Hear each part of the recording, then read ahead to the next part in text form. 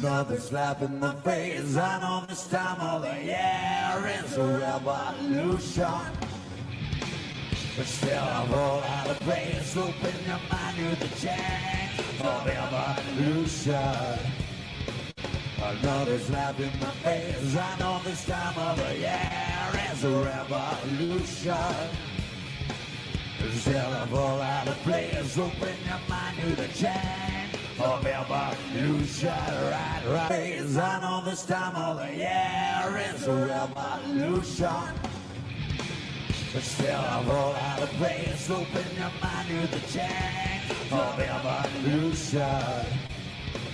Another slap in the face. I know this time of the year is a revolution. Still I'm all out of place. Open your mind to the change of evolution. Right, yeah.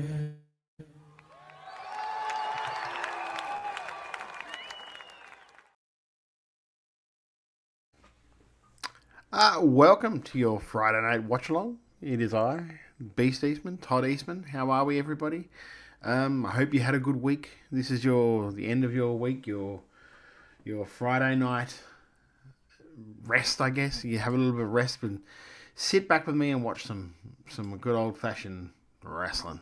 Normally, we're pretty much 99% of the way through the WWA.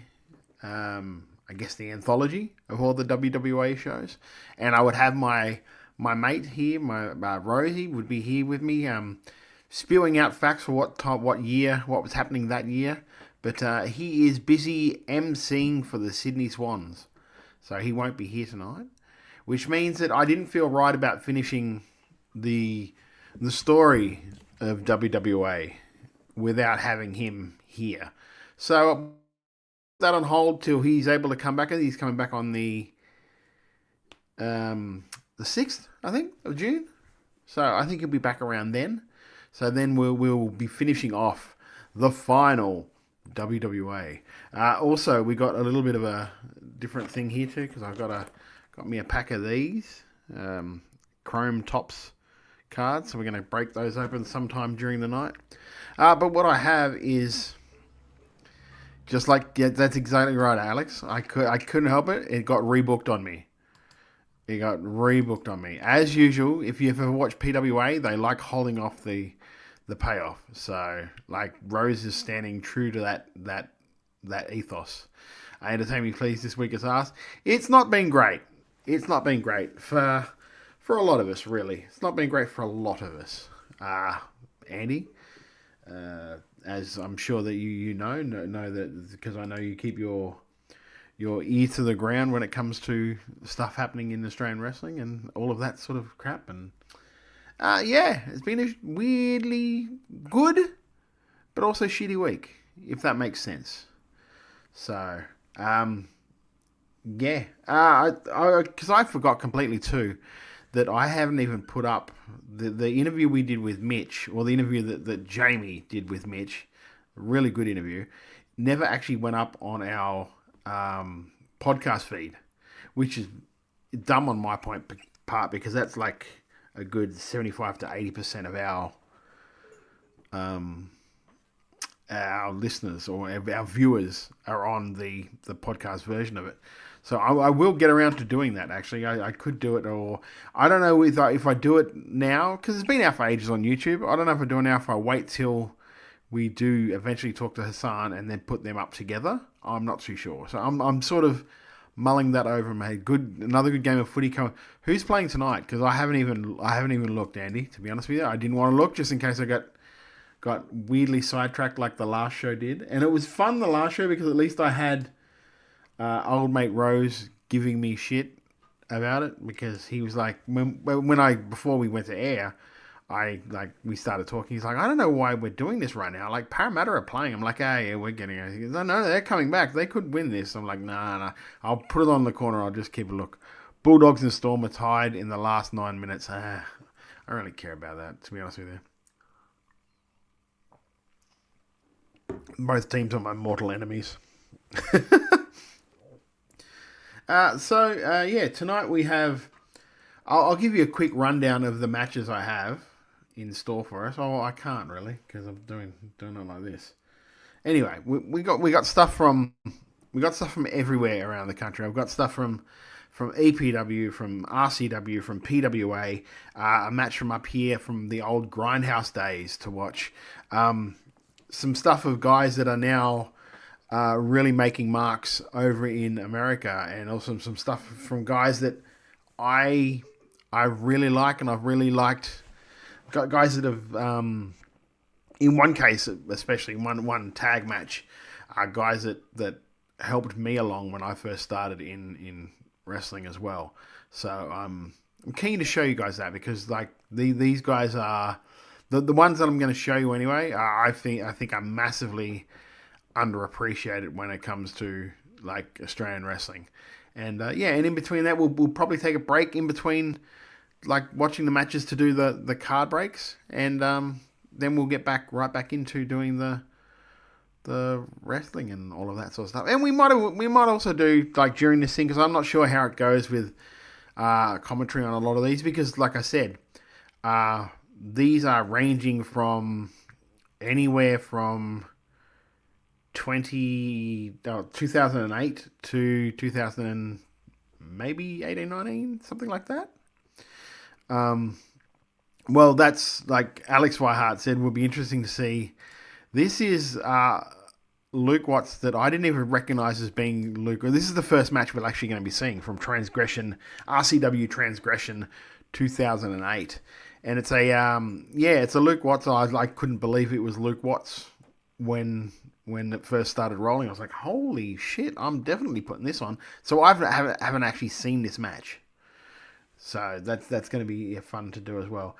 We might sort of do, if some stuff like that, just do some like what do you want to talk about, stuff like that, and we can just riff and talk about stuff and talk about things that are going on and all of that sort of trash, because I'm sure there's some stuff that you guys want to talk about that we mightn't have talked about on the podcast, which maybe just because we didn't want to get into it again.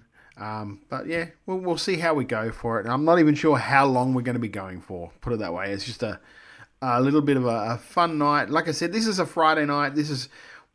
It's run by me, so it's very loose. We don't really have a huge form and structure. Anyone could pop in and like actually join the stream.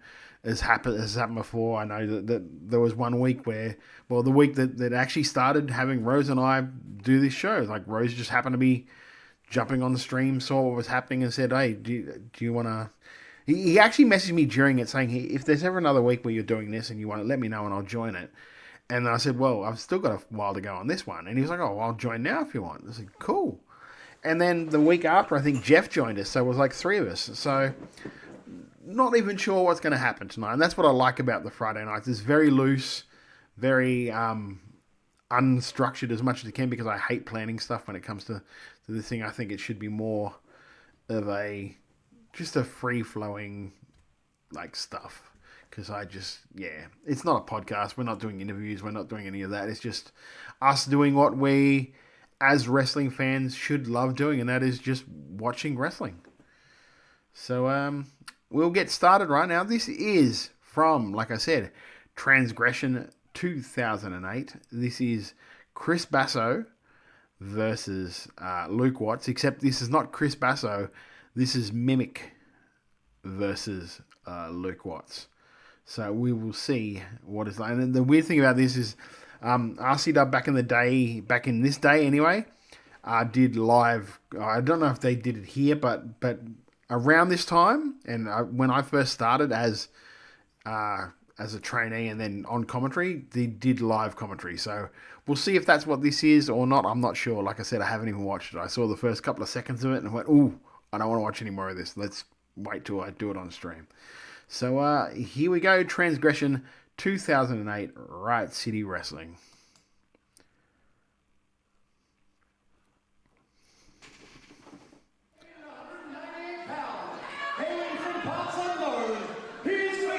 This is at the Estonian Hall. which you might recognize now if you watch ACW, Adelaide Championship Wrestling, because this is pretty much one of their homes, and I love this. I love this venue. Love it, because this is where I first saw real live wrestling, and also where I first pretty much did everything to do with wrestling was in this building and in that ring. So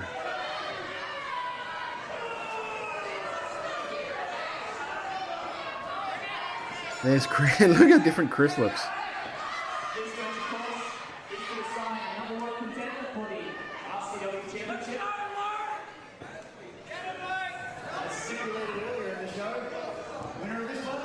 So also what you can't see is like behind, this is a really weird angle, because this is like opposite to when I first started our hard cam was, there's like little dancing people up on the top there.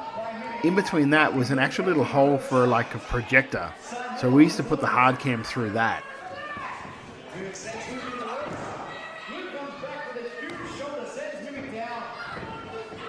This is such a different weird camera angle.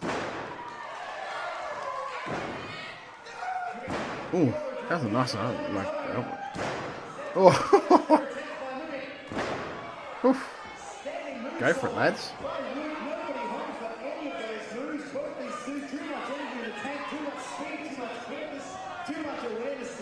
There you go, Alex Fireheart. Oh wow, looking at a cage match. Luke Watts faced AJ Punch Drunk History on the first show I ever attended in 2008. Wow.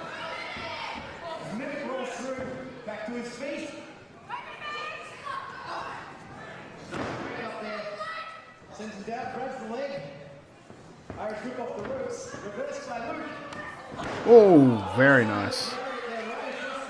This is really weird, this camera angle. I know what made them think in 2008 this was awesome. But because they've got another camera down there. Why are you using that camera? Make a cut, brother. Oh, nice.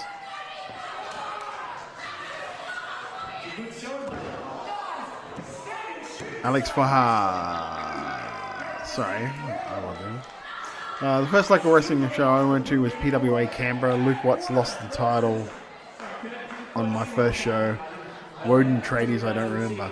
There you go, way too much. Very over the time. Okay, very over the time camera work. Okay, there you go.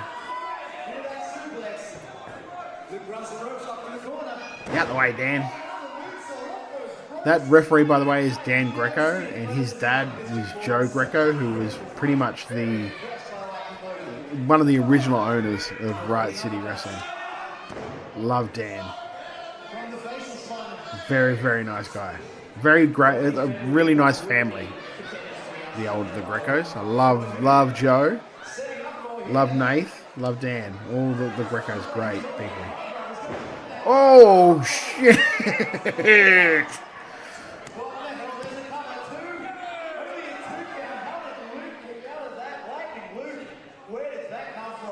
I think this is even before Josh Armour's time.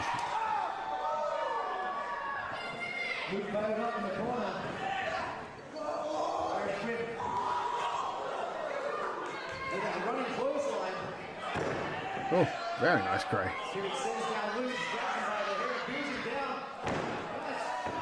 See, I think it was one of my first shows. Is where Rocky Monero attacked Mimic and cut his hair.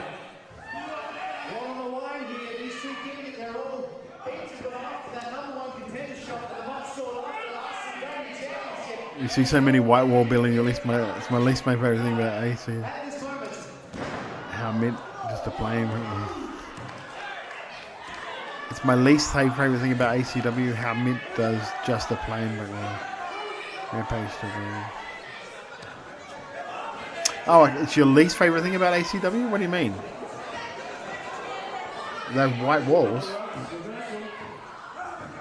I love this, like, this venue just... do you know what it is? I think it reminds me a little bit of, like, where PWG had their shows.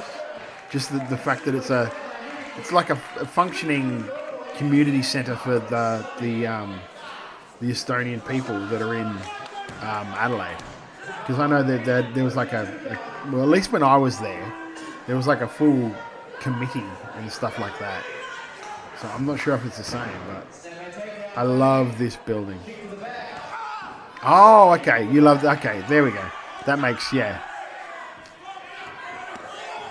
Yeah, it's the white walls in the background. It's a bad look. I love the bricks. It looks so good.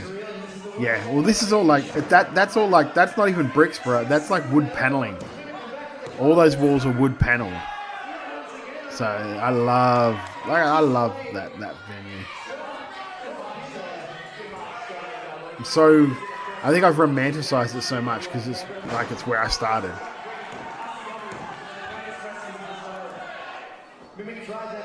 If the camera actually turns, I can tell you more things about because also up there where the hard cam was, where I showed you before, that behind that was also the promo room. So they'd go up there and there was a black screen set up and you could cut your promos in front of that. See, they had all that closed back then. See, all of them, I don't know why I'm pointing at the screen that I'm watching and not there. All the stuff on the camera left side, now, almost, I don't know what it's like, because here it looks like they've closed them all off. But you used to be able, all that stuff there, all that there is open now. And the bar's right there, and also next to that was like the merch tables and like a whole like area underneath, which is we kind of had to open up because we were selling so many tickets back in the day. Humble brag there.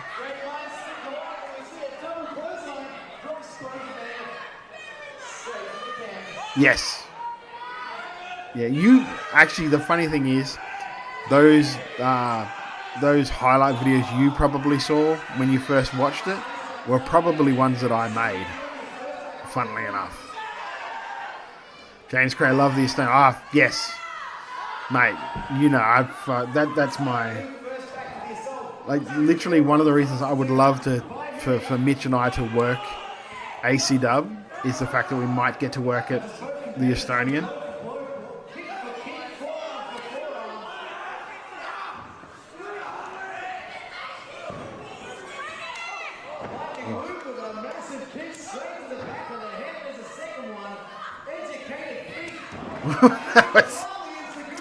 Yeah, okay. That was a way to it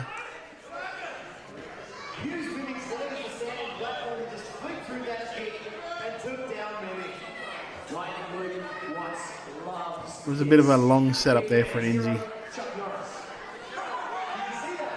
Because of the cause back then, this was the highlight, on YouTube. Want to watch the show, you got to go and buy the DVDs. Yeah, that was the way they did it. But even like, I don't even know how much money, like, I don't know how much what PCW make off their Vimeo or what. Oh, nice kick. Or what, like, EPW make. I imagine EPW make a fair amount off their Vimeo, I'm not sure. Oh, there we go. Sega Mega Driver, it's over. There we go. That's a match.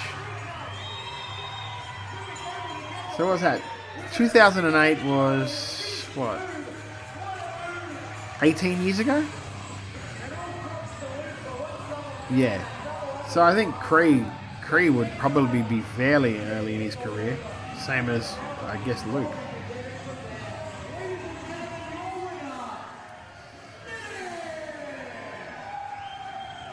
Yeah. Cray, you were... I'll address that in a second, because we're going to move to the next... Okay, EPW is up next. James Cray says, I was kind of sad that I said I moved away from it before I debuted. It was a bit of a bucket list venue until I wrestled there for AC Dub. 100%. The thing was, we had to move because we were turning people away at the door for the rights. And on like, I think it was like consecutive shows, we would be turning like a good 30 to 40 people away at the door for the show. So it just made no real fiscal sense for us to be there anymore when you could move to, like, I think it was the Latvian which was a fairly bigger venue. So we kind of had to move. Our hand was sort of forced because I didn't want to move. I love that venue. But then the Latvian is also that's a great hall as well. I don't even know what's... You might know, James. What is the go with the Latvian now? Why aren't there shows there? Because I love that venue. Come to think of it, was the first Adelaide Wrestling show in that venue before switching to... I don't know. I'll be honest with you. I couldn't tell you. Not for the original, like the reboot of the WWE World Series of Wrestling. I don't know where they had it because I was up here at the time by then.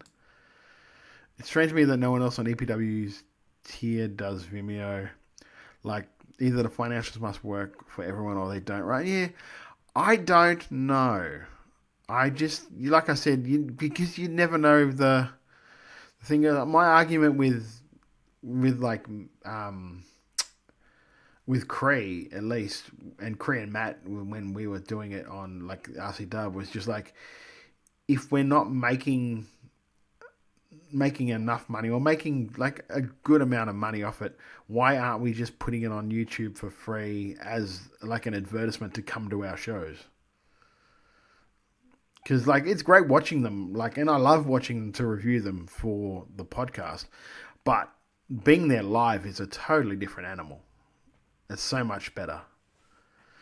Charge too much money was the reason. That would not surprise me.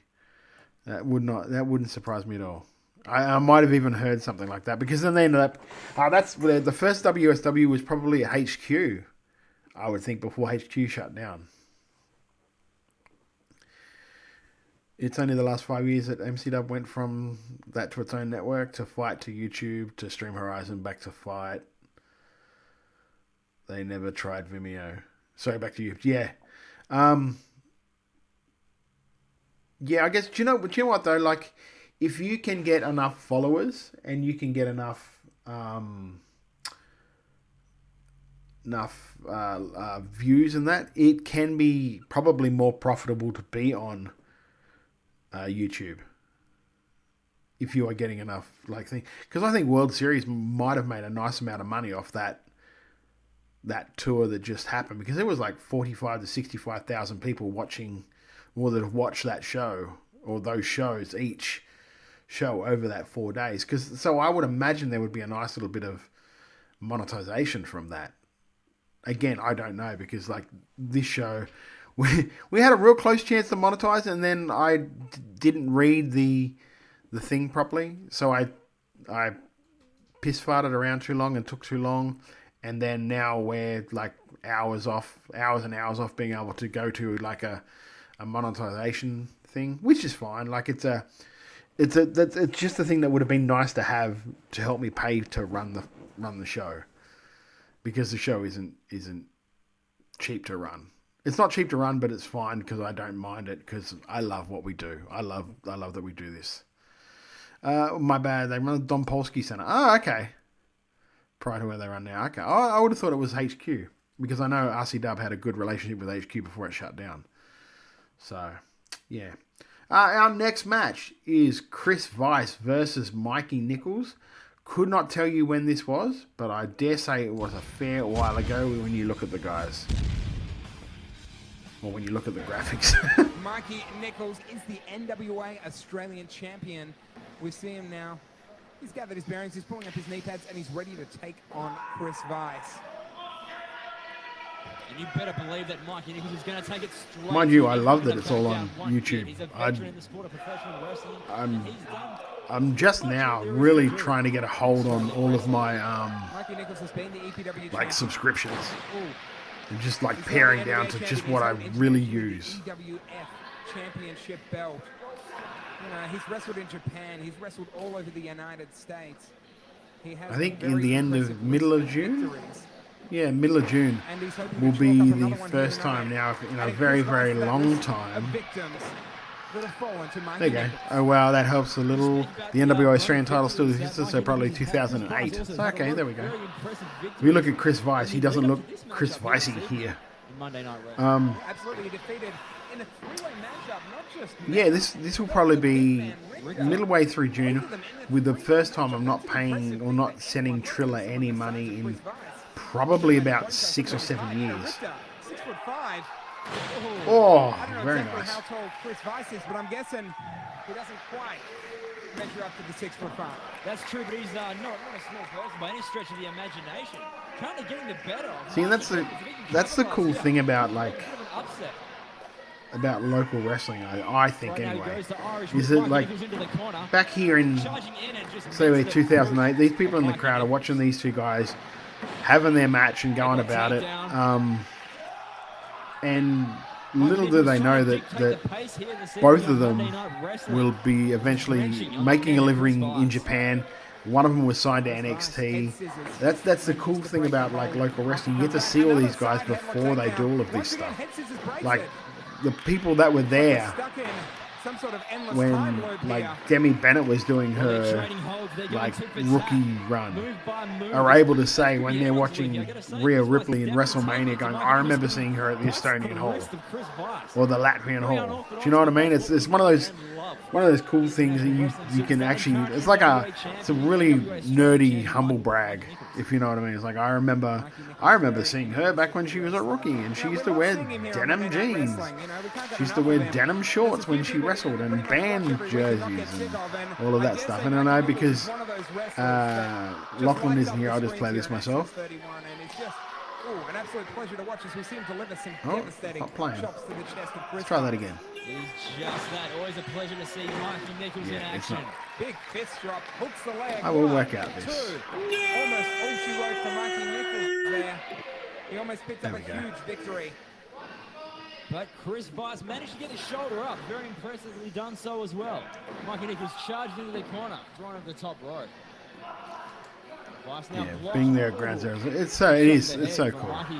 Oh, gets hung over that top rope. Mikey Nichols is here in Perth just for a short How good was Kellyanne too back in the day? She was so good. Always beckoning and begging him to come back. They want him in America. They want him in She was Japan. one of the ones that really COVID And they want kind him of to defend ended the her NWA Australian title. career It's definitely prematurely defended on American soil. because And I can't she say was how like proud Brooksy as and an Slex, Australian man to have signed to ROH. Mikey Nichols holding that NWA Australian title. Let's hope it never falls into American hands. Hey, Dan Elson?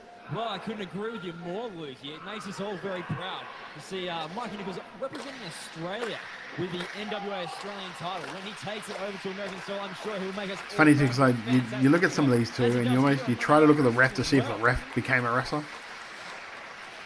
Having seen Tony Storm in a dark match with Tennille back in December of 2008 is wild to think about now. Yeah, exactly.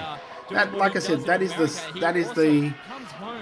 the cool thing about like indie wrestling is that you get to see all this stuff and be able to like say, oh, I saw her back when she was yada yada. You know what I mean? That's yeah. Right hand to the midsection. Mikey picks him up. Powerbomb. Sit down. And Chris Weiss kicks out. Kellyanne seemed to get kind of bit of the whole industry and the whole after the ROH thing and COVID. It was really, yeah, it's unfortunate. Not everybody handled COVID Mikey Nichols now, could he be going? No. He was going for well. looked like a tombstone power driver, reverse from Chris. Oh, wow. like unfortunately. Delivers the tombstone It sucks power because driver. Must be yeah. it, But if that like, Weiss makes the cover. if you remember back in those days, for Mikey gets like, the shoulder up. just for guys like me, it was so Should've taken everything frustrating he had to reverse and because deliver you would book a that show maneuver. just on the off chance that the world opened up again. Not to, talk down Chris And Weiss, then but as the never date really closer and write closer off and Mikey closer, you Nichols. realise One of this those- isn't one of happening. those wrestlers and Let's go back competitors to the that drawing just come board. back out of Blah, blah, nowhere with a blah. head of steam and win matches. You really Like have to be into I know for us because it was before Chris Weiss going up top, before and he's gonna Xander get had that moved diving down headbutt to again. PWA. Mikey Xander was sees going it to coming, come back rolls out of from the way. COVID with that gimmick that he's got now up here in On the Queensland. outside. Because he pitched the idea, and I know that Mikey Jesse climbing loved up it. top now to be It'd going be for that cross interested body. to see what happened with that. Oh, no. Oh, jeez. Chris Weiss had him scouted. That does not look like Mikey the Nichols nicest broke ring the to worst bump of the on way. either. That looks very, very stiff. Get themselves together. Vice going for that yang time. Mikey holds onto the corner. Goes for a clothesline. Caught by Vice. Looks to be going for a I don't think backslide. you could No. imagine seeing Reverses once Chris again, Weiss goes for the doing yang this time. now. Mikey, Do you? oh, this time falls victim. Wow. It's my favorite thing about like wrestling, how connected it is. I love that. I've seen Aussie Open, Matt Silver, Jonah, Delta.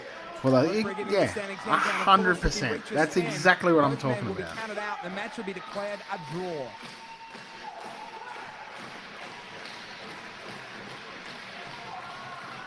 Seeing Jonah Rock, both as Jonah Rock and back when he was still J Rock, definitely interesting in hindsight. Yeah, I remember when he used to wear the basketball jerseys and shorts when he wrestled. I'd hate to see a draw, Lukey. I want to see one of these men come out the victor. Who are we kidding? We want to see Mikey come out the victor. Let's not lie. Well, Let's not beat around the Alex. bush. You don't want to see that crazy Chris Weiss get his hand raised in victory. When here. I started training, and that is when he was doing Sex Rock with Sexton. Oh, vicious. Oh, and again, knife-edge shot. You see the sweat fly off the red chest of Chris Weiss as Mikey climbs up top. See, even back here, for 2008, Oh, Weiss how good is breaking this off. like production for EPW? Punching himself in the He face. is crazy. Oh! Mikey's next with a drop kick, hooks the leg. Oh. Mikey Nichols gets the victory. Are you ready, Perth, for the hottest live wrestling Yeah, I event wonder of who that was. 2009? Wonder who November he's 7, saying. Craig I wonder, Legends was Centre it? plays host to Australia's best Was it wrestlers Sexton? for one night of spectacular wrestling action. CWA's finest take on Victoria in a ladder match. Tickets now available from epwperth.com. Get around to that.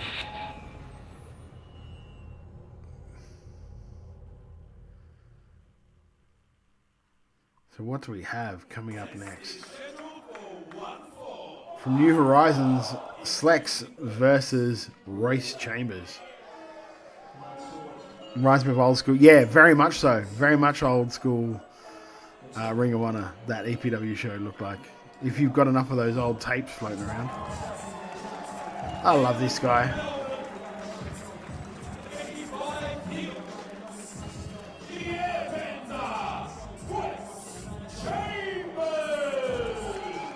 This is a guy that had the world at his feet too, and he unfortunately when he came back, like right before he came back, he got injured again.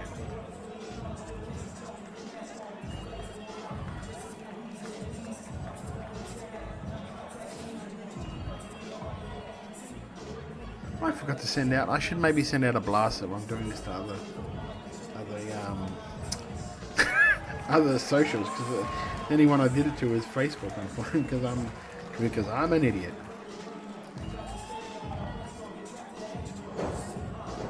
I don't know if I've seen this match. I'll be honest with you. This is going to be a good one for me.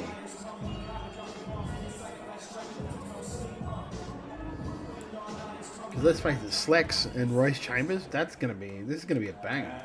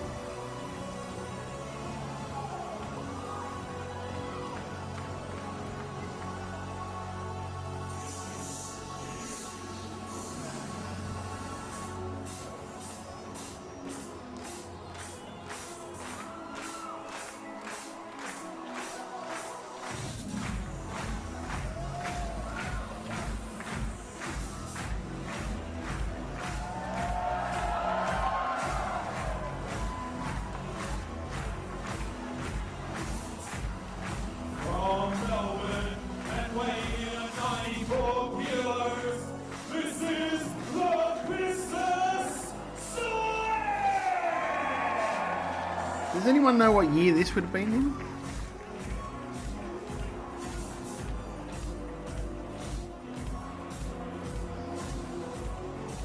Oh, Jimmy Scarlett. Fuck, I love Jimmy. He became Johnny Barnes, I think. Or I could be conflating that with something else.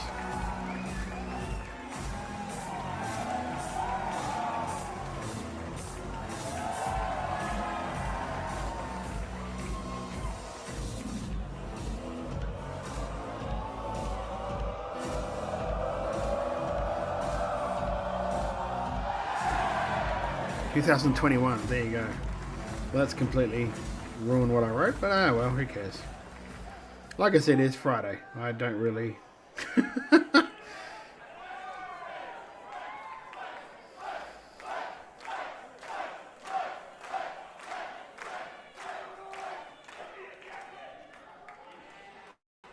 Been great and lovely to have you back here at the desk, Andy. This is a match that I'm excited about. Like, if you think about the accomplishments of both, I'm just screwing around with my thing because I think they are worlds apart. gotta do dodginess so I can use this When you look at the talent, for the car brake thing. undefiable Some dodginess going on here. raw possibility of Royce Chambers, we have the I ingredients. just gotta for set it an up incredible properly. matchup. So enjoy the match while I'm doing this.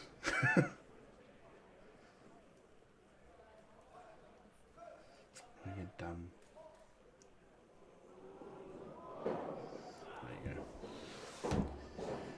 That because it's not working.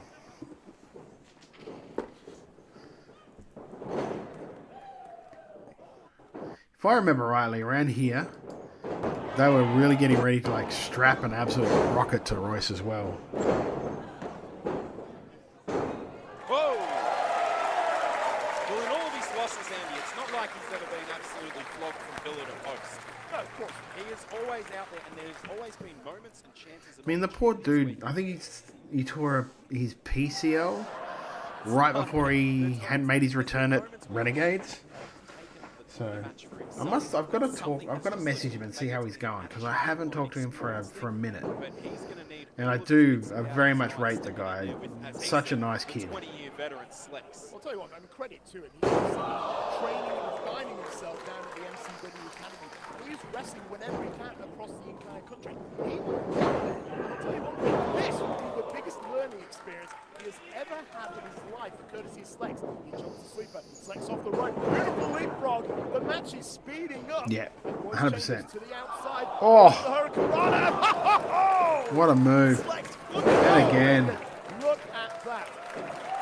Don't tell Royce that this is going to be just a learning experience. He is out here to win and make a name for himself. Oh, unfortunately, Slex able to get back into the ring first, and the veteran forces him off the ropes. Slex now.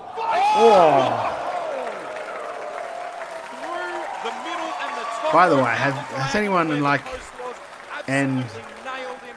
Royce going like crashing into the guardrail there. no offense to him because I know he's an absolute doyen of Australian wrestling and the stuff he's doing at the moment with like body biz and bringing along the rest of the Australian and well people around the world in wrestling with the way that they look and their but that bloody reel he put up today about taking food onto a flight. I don't care how ripped you are. If you are opening a can of tuna on an 18-hour flight, you can get the fuck out. Like, honestly, give yourself an uppercut if you're doing that. I'm really interested to see the approach that Slex takes in this match. Clearly, he seems to have advantages in about 9 out of 10 areas. The funny thing is, too, like, when I was But does he let his guard yeah, down it's a little so, bit? like, have beef, have, like, I'm sure there are other things you can have, but tuna. Like, think of some other people. Like, seriously. I was like, you are... Without a victory to his name here recently, does he ease off? I was going to say that's the problem when you take on somebody. Yeah, check out the reel if you haven't seen it. He's talking about like there's no excuses, and then he shows what he's got lined out for his line, and I'm just like, mate, you are kidding me. If I was a stewardess, I'd be taking those off them. I was like, sorry, mate, I'm not smelling that for the next 16 hours. And we could see the beginnings of the Super Slex. Oh, here we go! Oh, jeez. Right, and Slex, you can just see the adrenaline. The way Royce's legs got bent under him then did not look pretty. Cover now. 1, 2. Now, Lindsay. But even from here, like, you look how good shape Slex is in here, and it's still like nothing compared to what he looks like now. Like, he's got like -0 body fat percentage now. I don't think it's necessarily giving him an opportunity. He wants to see, do you really want this kid? He's not going to put him away with the tightest of covers. He's going to, give him that little bit of wriggle room to say, do you really want this? Prove it. What are you willing to kick out of? Yeah, like I said, when I was looking up for like matches to put on, there's so many people that you're going, I wonder what happened to them. I wonder what happened with that person. I don't know what happened with that, like, because they look like they really had a. I suppose it's just one of those things. Oh, what a move! Return on investment. Yes, that was very good. Leg this time. That was a proper cover. Maybe that was very, very good. The puzzle here for Royce Chambers is what is it you can present to Slex that he hasn't seen before. Slex has wrestled all of the greatest high flyers, all of the young up-and-comers. What is something new you can present to the business that he hasn't seen that will catch him off guard? Oh, it looks like he's going for the business bomb, but no. Straight off the back, got the waist lock, goes for the O'Connor roll, wasn't able to get it. Duck of the clothesline by Slex. Oh, Slex with the single leg off the side. Look at that, straight for the knee. Oh, wow. Okay, maybe we can put power. Oh, That's some big boys. That is a decent amount of power to do that deadlift. Royce Chambers now going to roll the dice, and he got caught. He got caught. I remember when Royce was doing this sort of stuff. I remember I used to describe him as like half Adam Brooks, half Ryan Rollins, because that's what he reminded me of. He had all those tools that like all those tools from both those guys. Like he had just the ease of well, he still does. Let's say he has like the ease of charisma and like just like fluidness that Brooksy has, but then just the high flying and ability to move his body in the air the way that Ryan Rollins used to be able to. And just like I thought he was such a brilliant hybrid of both those guys. Slex now looks like he's going for the high risk district. This surprises me. Yeah, this really surprises me. What is he trying to prove here? Well, anything you can do, I can do better. Oh! A glorious miss there from the business, and Royce Chambers might be sensing that the momentum is switching his way. Big rising kick there to the former world champion, and look at that! Oh. I'd like to see Kelly Ann try that. Oh, he's feeling it right now. What I like about this is Royce is staying on him now. Absolutely, Royce is just trying to get, he's trying to shake the cobwebs, trying to measure it. Let's see where he goes. Double springboard. Royce Chambers. Oh! Knees right across the sternum there.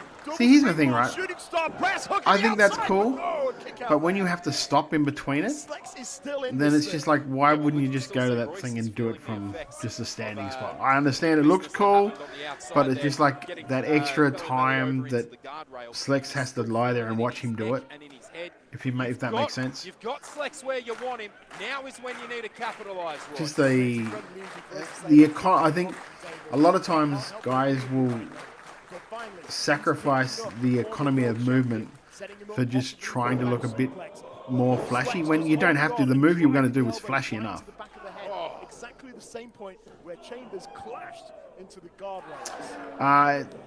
Sorry, Andy's. I'm answering questions that you guys probably can't see, so I apologize for that. It'd be worth looking for Robbie versus Royce match if you can. I could not find anything like that on. Like the PWAs are very. There's not a lot of single matches from PWA, and I think it was also back in the day when they had them on the like Triller and stuff like that. So they just not freely available, I don't think, to watch full shows. Oh, great. I don't think Slex realized. Oh, that delay was great. To the back of the head. I think Slex thought he landed with the German, but he didn't. Off the ropes, ducks the clothesline. He nearly had him, but Slex just recovers. Beautiful. What a very, steam very train good. from hell. Something really fascinating to me right now, Andy. Slex is starting to breathe. We had heavily. Like we've seen him. I'm wondering. I remember Mitch was working on something where he vaulted in from one corner, would do like a handspring cartwheel into an elbow drop. It's just really hard to hit because of like just the distance that where you've got to put the guy to then move to then come back and hit it. But it looked great when he hit it in one match and it looked amazing. exactly the same way. Well, it looks like he might be going for the close of business here. He's trying to lock it in. Royce Chambers, however, forcing Slex back into the corner. Perhaps Slex went I'm all too for soon, like, maybe a moment I like, of- I love. Oh, jeez. Don't do that, please. Why do they Oh. sit us here? Oh my goodness. We're looking at the business bomb. I love all Call it, Lindsay. these cool moves and stuff.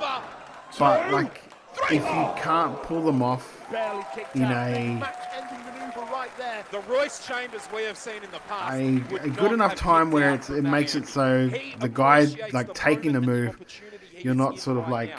He is giving it everything taking that he has advantage got, of him, whereas normally he if may that have makes faltered. sense. Now he is ready to I'm really continue big the into fight. that. Like, let's like it's Flex cool that you can welcoming do those moves, but let's do it so it looks at least looks like the guy's not lying there waiting for you for an extraordinary amount of time just because you want to do the move. To do what's better for yourself, your career, for the company. And that's what this is all about. Slex wanting to give back to the company, giving everyone in the company an opportunity to face someone of himself. And now the butterfly hook. Chambers trying to fight out of it, and he did, but Slex able to greet him with a boot, and a gravity-defying stomp right there. Now this is when you roll the dice. Now this is when you try and get the natural 20. And there it is! He rolled 2-6, he rolled a 20 side dice, whatever you want to call it. The numbers came up, and now Royce Chambers looks like he might be going for something. Slex up on his feet. Oh, he's going, I think he went to go for his damn straight driver, but turned it into a rolling predicament instead. And there it is!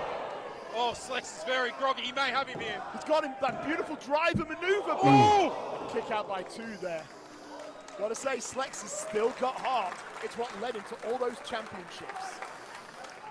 Slex still has heart. Those with heart. If you've ever watched RCW, you know what I'm talking about there. Top turnbuckle. We know how much he loves to come off that top rope, but you can see he is just feeling it. Alternatively, Slex still on the ground, not making a move yet. Got to believe that when you're feeling sort of foggy, that maybe that's when you start feeling a little bit of desperation. Maybe that's when you think, you know, I'm going to take a chance. Question is this the time to take a chance? Royce Chambers could be going for broke right now. Oh, he got it! No! Close the business! Close the business! And Royce Chambers, he's got to be fading. Very unfortunate predicament. Nice pin! Oh, he's got it! Two! Chambers! Oh. Rolls him up! 1, 2, Slex has got it, no, unbelievable. Execution! Royce still up. Double underhook, Slex now, oh! And now, the close Again. of There we business. go. Oh, he's got the grip, he's got the vines locked in. Surely that's it. You just That's got good. knocked silly. Do you know what I like about that? Like, that made Royce look good, even in a loss. And Slex just, like, Slex is Slex. Do you know what I mean? You are going to walk out with 1.5. At probably at this time, Impressed, you couldn't have Slex lose. but unfortunately he was not But, able to like, fend just off doing it this the smartly prowess of the is very good. two-time Like, world he gave WWE champion. But he gave Royce a lot in this match.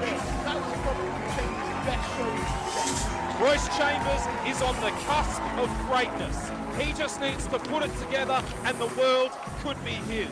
But tonight, Good call. it's all about that man, the business, Slex. Slex not leaving yet. It looks like he's showing his respect to Royce Chambers.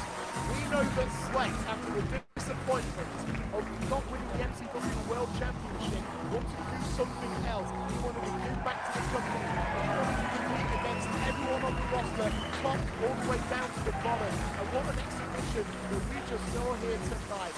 Both men, just true gentlemen. I forgot his tornado kick was scored the second too. Yeah. Well, that's what you do as your character, your thing evolves. Coming up next, we're gonna When see people start another working out how to kick out of your take on finish, the that's when you change your finish. I think anyway. Well, that'll be the next one after this one. We won't. Ooh, gee, nearly spotted it straight away. This one also won't be filmed the best because that was just the way it was done back then when we did these, unfortunately. What we might do is take a little break from the watch along, and we might open these cards, I think. So let's see how I do this. This is me on the fly, guys. So just so we know. Boom, custom layout. There we go. Add to start. There. Oh, look at that. Oh, I'm getting better at this. I swear to God. I won't need Lachlan soon. Oh, well, 100% need Lachlan. I will always need Lachlan for this shit. So there we go. We got Topps WWE Chrome. I think it's called a hobby pack. I'm not sure. Like I said, I'm not exactly... I like trading cards. I like to collect some trading cards. Not all that overly au fait in with them. Do you know what I mean? I don't know what I'm looking for, to be perfectly honest with you. I just know what I like. I like collecting the guys that I like and stuff like that. Last time we opened them, I think I got... What did I get here? I've still got them over here. Just to give you a quick run by about what I had last time. So if you guys see anything and you know anything about them, please let me know. So, because I got this, which was cool. I really like that. We got one with the iPhone now because he's gone. So there's a Kof. I think my favourite ones I've actually still got in my other room because I kept them. Oh, this one I think is awesome. Not that I'm at all biased.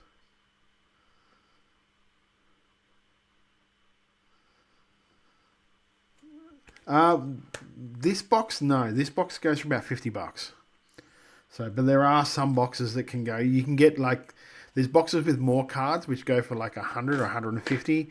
There's other ones that you can get which is like $500 for a box. And look, I like you guys, I really do.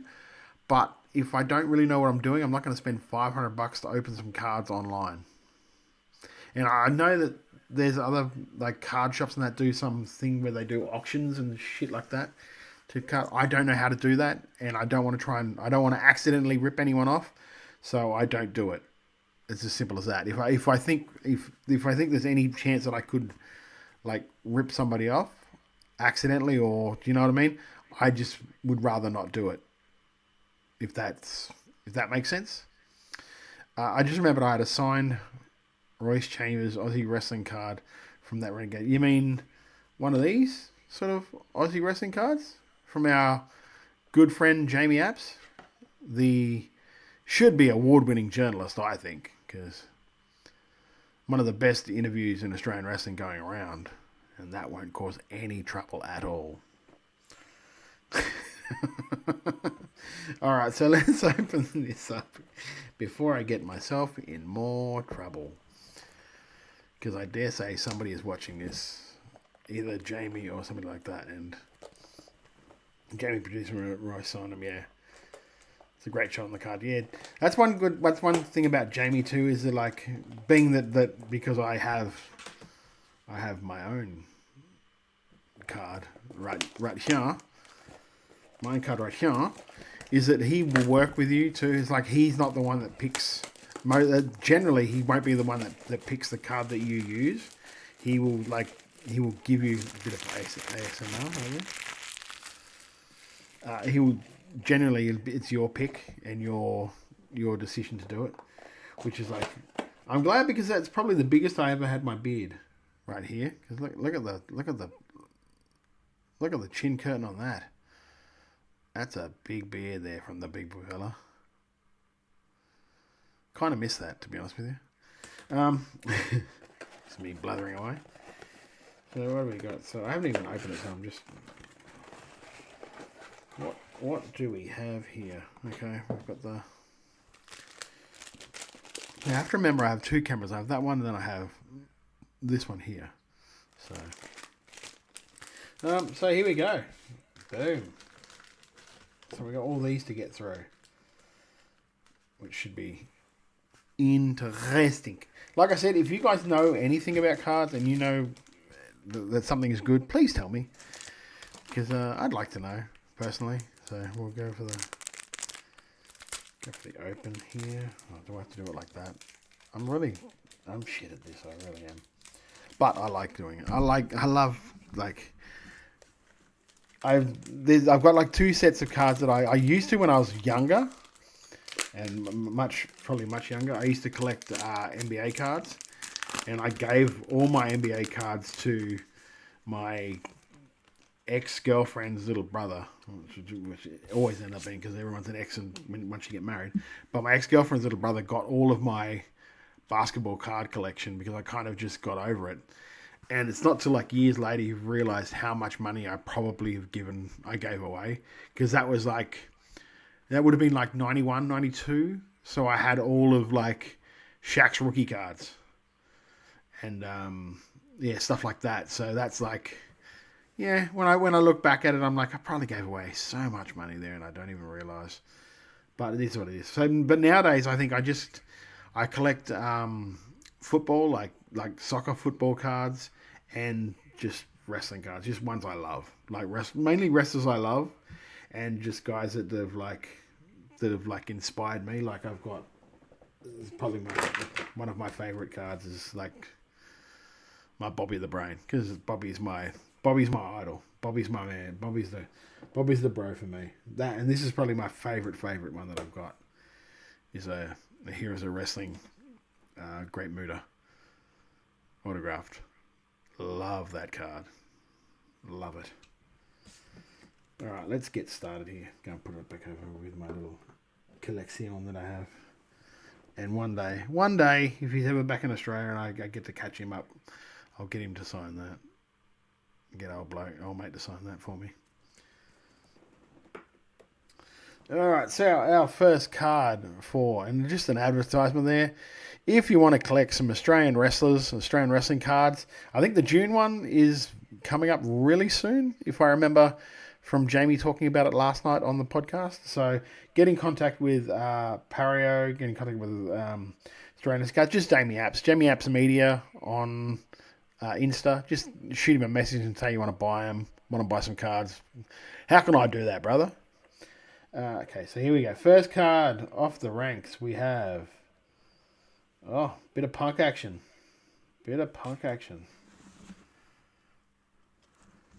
So, I actually really like that. I guess that's why they're called chrome, because they're chrome. Nice.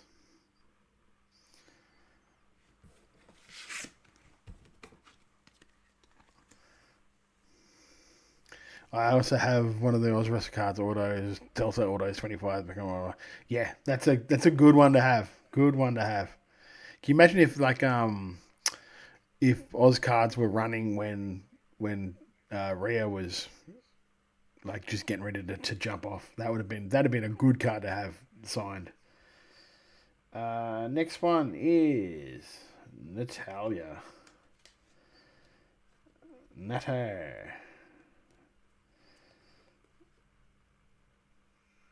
I would rather if it was Natty, to be honest with you, but she changed the gimmick probably after these were made.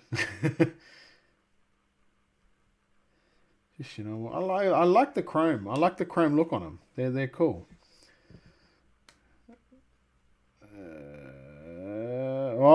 Old school. This is when I first really loved Shawn. Was this Shawn? Rockers.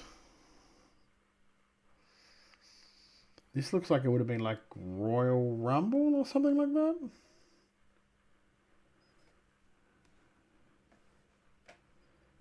And the last one for this pack. They don't have many in a pack here. It's 4 in a bloody pack. Ooh, Braun Breaker. Nice. That's a nice looking card there.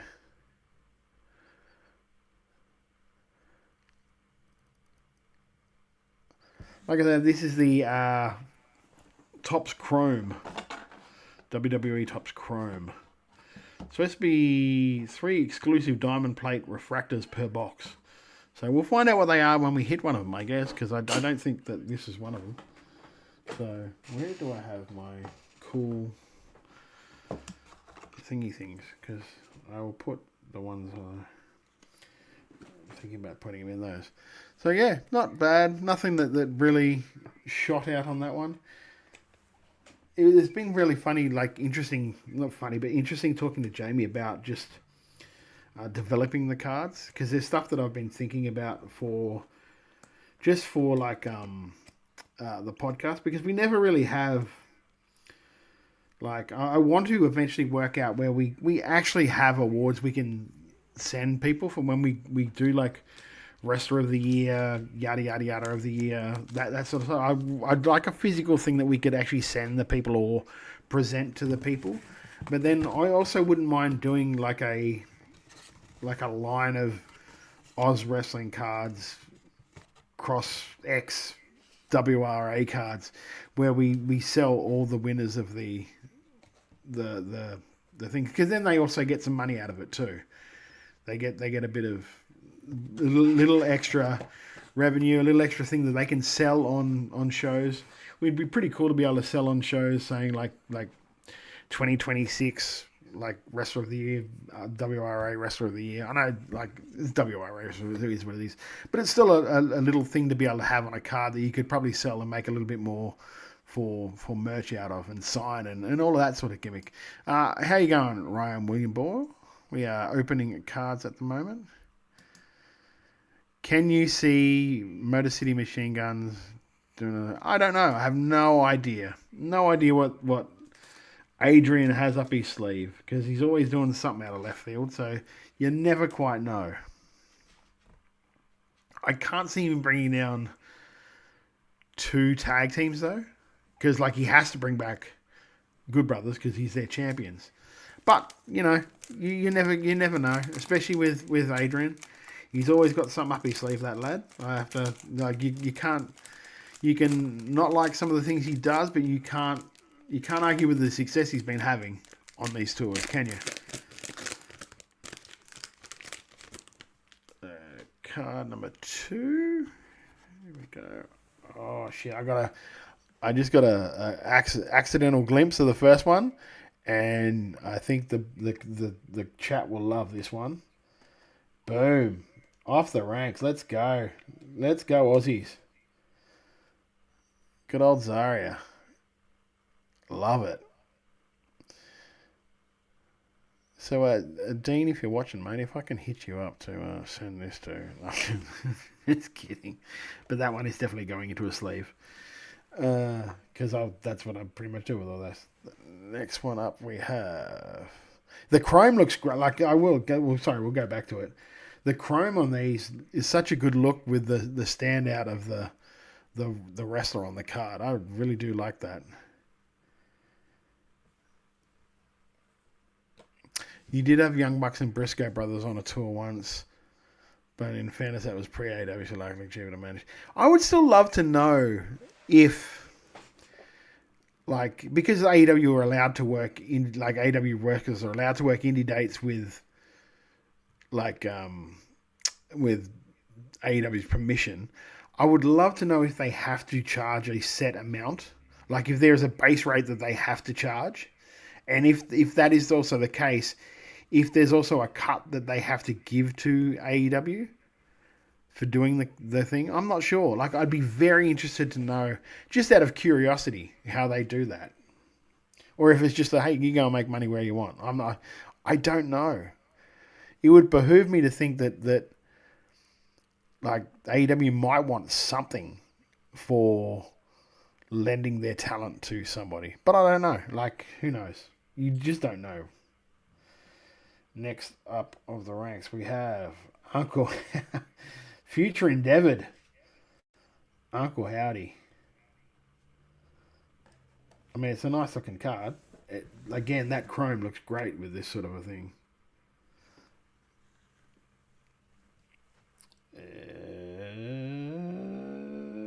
Oh, gee, this is the Future Endeavored pack. Delta's the only one who's still got a job so far. Tonga Loa. Or Camacho. Or I don't know what you would call it now.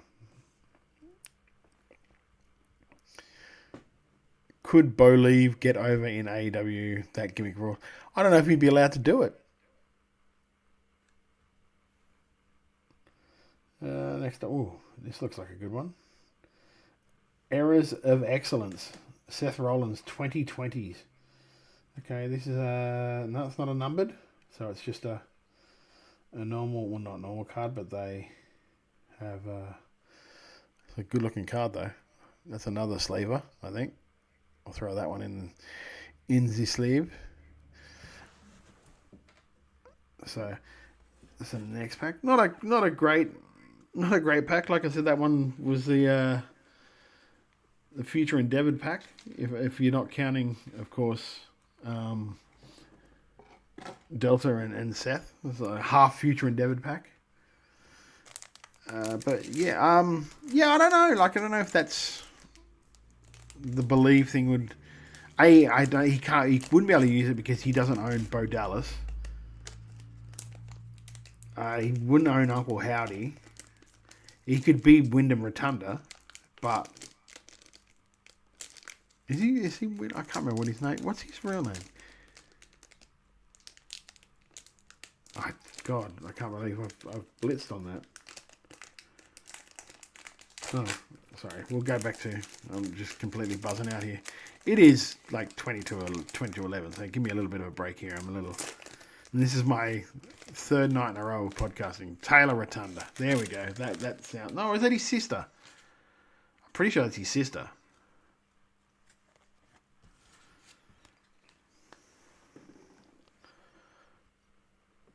Bo something just drew it to him. Yeah. Sorry before he can be Bo something. Just borrow the TNA name generated from 15 years ago. That's fair. Or the bloody Evolve one now. First one up here. NXT superstar Channing Stacks Lorenzo. I don't know how I feel about this dude. Like, nothing about him really stands out when I watch him. Like, great body, but like everyone's got a great body out there at the moment. Like, there's nothing I could really. It is Taylor Rotunda. There you go. Okay, I don't know why I thought it was his sister's name. So James Cray there with the 411. Oh, look at that. Double Zarias. Get around it.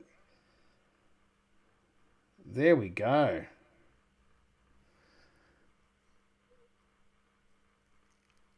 I will work out how to work this camera soon. That is a nice one. Another sleever. There we go. Doing all right with that. I know it's not what we're actually looking for, but like, again, it's the Australian wrestlers and ones I like, so I'm going to do that. Julia Gulia, as my wife always says when I say her name. Again, these chrome cards look great. Not as good like the AEW ones that I had. They were such a good looking set of cards. They very expensive, but such a good set of cards.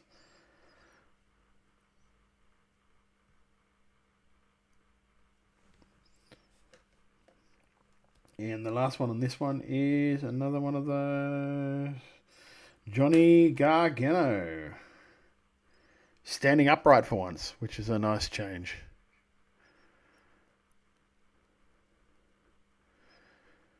It's a really nice one when you're collecting locals. Yeah, that's because that's what it is too. It's like it's collecting people that I have a connection with in some way, or I just really like, if that makes sense.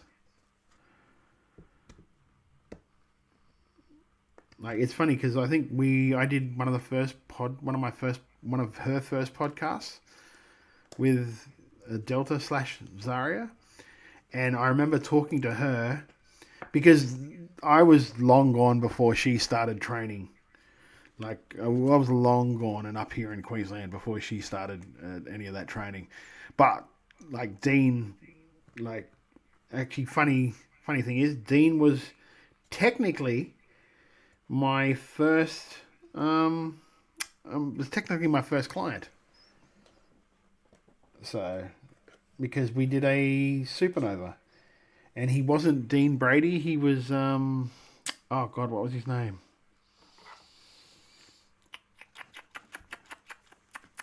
I can't remember what his name was. I will look it up though, because it was a It was I think it was one of his first matches too, because we needed to think of a name for him just for it. And it was just at Supernova, so you screw around and you do some stuff and you try different things and that sort of stuff at Supernovas. I remember because it was the first time I'd ever managed, because I'd just been doing like play-by-play and that sort of a gimmick, and I'd been begging them to let me just give it a crack and see what it's like, because I had an idea of what I wanted to do, but it's just like having an idea and just executing it are two entirely different things. So I remember, if we have time, I might even put the match up, because I've got like 3/4 of the match at like on my YouTube page somewhere, like my personal YouTube page, not the WRA one. But it's like we did a gimmick where I was representing my blue chip athlete, and I challenged anyone at Supernova to a match. And Grim answered, but Grim was dressed as Thor. So, because it's Supernova, and that's what we do on Supernova. So, I might even find that, because it would be nice to show, because if I remember rightly, I believe Josh Armour was the referee on that match as well. So, again, very WRA heavy match, that one. Sorry, that was me killing time while I sleeved those things like a numpty.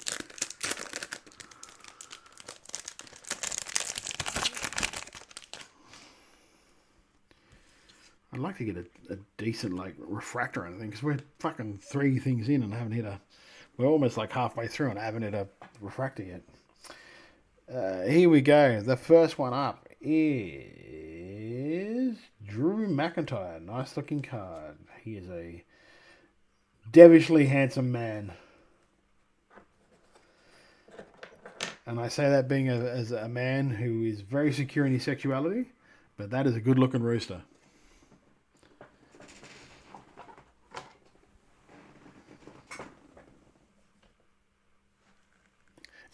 I popped for that classic old guard music at the Adelaide WSW show. Man, how good was that match too? Like, how good was that match against the Nemeth brothers? That would easily, comfortably be the best match I've ever seen Ryan Nemeth in. Next card up is a sideways gimmick here. Oh, Lexus King, or Brian Pillman Jr. I wish he would just go as Brian Pillman Jr. I get why he doesn't want to do it and all of that shit, but I just don't know why they don't especially now it's like Triple H's reign. I imagine. And I know they get the choice, so who knows? Who knows why? You just want a fresh start, possibly after the old, the stink of his AEW run on him. Who knows? Lexus King. I don't mind some of his work on NXT either, but it's just, I think he's he's almost been shoehorned into that role of like being able to make other people look really good in like losing to them. So he's kind of like screwed himself with that. I don't know your opinions on it, but that's how I feel when I see him anyway. Although how's the Hollywood hunk being the 4th best looking guy in a match, also featuring Graham? I remember watching, it was one of the other matches on the tour, and nothing against Ryan. I'm sure he's a very nice guy, but I think I put in like our WRA chat. I hope that Ryan is buying his brother a great birthday present, Christmas present, anytime he sees him, because the dude owes him like a career. Oh, it's a legend. Oh, it's a double. Oh, who wants a double in these packs? God damn it. That's okay. I still like it. It's Sean. I like Sean. Sean's my guy. Rocker Sean is my guy. Although that documentary was really nice. I really did enjoy that doco. And the last one in this pack is a Eras of Excellence. Oh, a Sheamus. 2010s. Easy for me to say. Sheamus. I don't know why I'm talking like Milky Bartokamus, but there we go. It's Sheamus. We are getting through these cards here, and I haven't hit one of those like special things yet. And that's starting to annoy me. I'm hiding it really well because I'm on stream. But normally I would be very much angry at this. Probably grumpy. We haven't hit one of these refractors yet. Here we go. Australian wrestling cards. Get around them. Pario magazine. Pario. Get in contact with Jamie. Buy yourself your set, the June set, because they'll probably sell out. All of his sets do. Yeah. It's Jeff said his favorite catchphrase. He loves himself a good yeah, does Jeff. Doesn't think it's overused at all. He gets around every time he hears. Yeah. He loves it. Loves a good yeah, does the boy.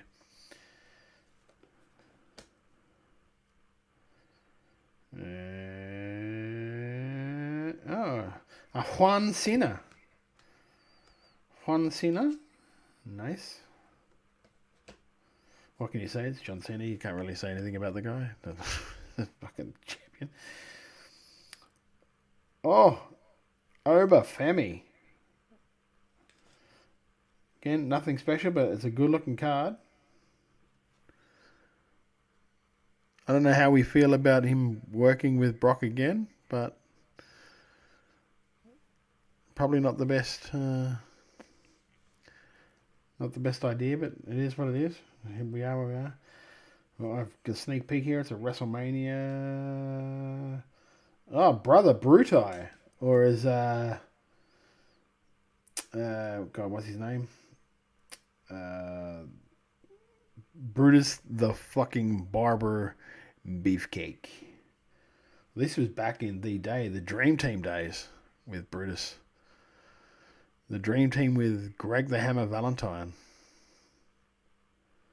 were the WWE Tag Team Champions at one time. I will put that one aside because it's a decent looking card. So yeah, so far not overly impressed with these cards. I've got 2 packs left, and I don't think mind you watch, I'll look it up, and the refractors will be ones that I've been hitting the whole time and just going, oh, I don't know what this is. AMS, whatever it is called. Now, if only I had a bikini on, we could be getting some views here on. No, we would not. I'm just decided I'll sleeve them all while we're playing the next matches, because it's just wasting too much time here when I'm doing that. First up, we have Ren Sinclair.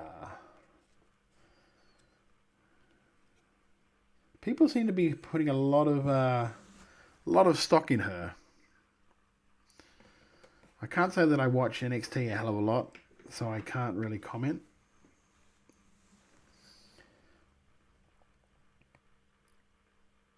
JYD. Yeah. I have probably at my mum's place now somewhere a 8x10 that has been signed by Junkyard Dog. That was on a that Wrestle Right stuff that we did the watch along for a while ago. He was on that tour. The whole grab them cakes, if you're old enough to remember that, and probably no one watching this is. Kevin Owens. Oh, with the Bob Orton shirt on too. Nice. He probably is the only reason I would be interested in trying to find and watch LFG. Is because I know he's on it doing his thing. Last one for this pack is Femi. Okay. 2 dudes. Hold them up. Well done. You're strong. I don't know what to say about that.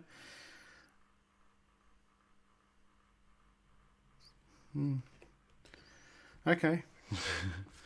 You watch, well, I'll look up afterwards what the refractors are, and I'll be like, oh, jeez, is that it? Wouldn't be surprised if these are the friggin' refractors. These gimmicks.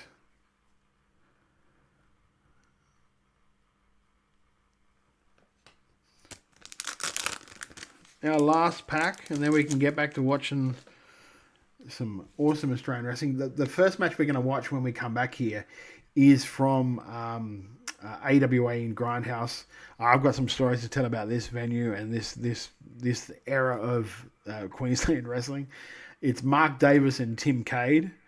Mark looking very different to what he looks like now, but still an absolute beast. It's like a hardcore match too, so enjoy.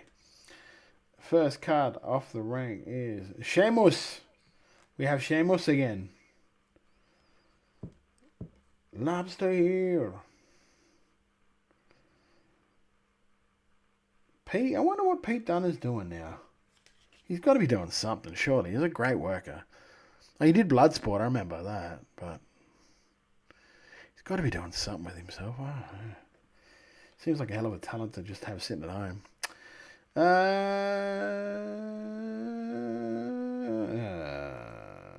So very pumped. Kane. By God, it's Kane. Our last card off the ring. I bet you that's what it is. I bet you that these are the refractors. Yes, he is bloody DJ. I was being facetious. Last one off.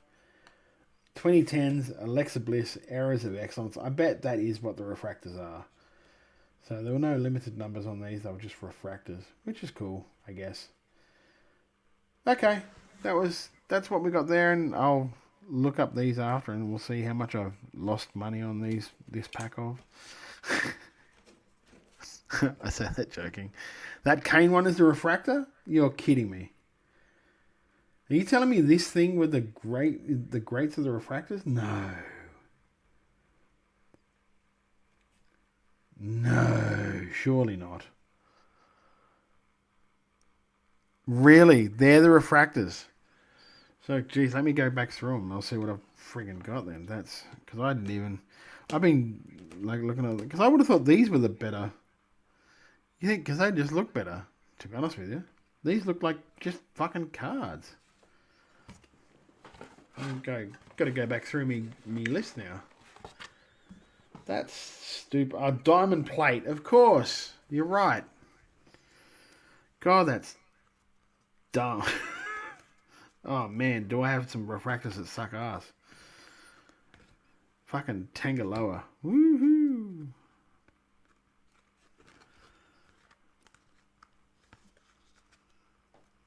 Obafemi, okay, that was a decent one, but still. Okay, they're my refractors. I got royally screwed. I didn't even get taken out to dinner first. Not even a kiss on the cheek, just screwed. It's pissing you off. I mean, look who I got. I got fucking Obafemi, Tangaloa, and fucking Kane. That was not worth 50. I'd be like, if I was just I am a complete and utter novice when it comes to these collections. I would have swore to God that these ones would be the more like collectible. These ones, just because they look more collectible, don't they? Am I being stupid here? But these Eras of Excellence ones, they look way more. They look way more collectible than this thing. That just looks like a standard freaking card to me. I don't know. I got given some cards. Sorry, James Cray is just popped up in the thing here. I'll stick with my Japanese cards. Mitch gave me some bloody cards with like, I think they were like business cards from a Japanese wrestler, but he'd like signed them all. While one of the matches are playing, I'll go and grab them. I'll bring them in. I'll show you guys what I'm talking about. But yeah, I mean, I like that I got a couple of Zarias here. That's pretty sweet. I'm happy with that part of it.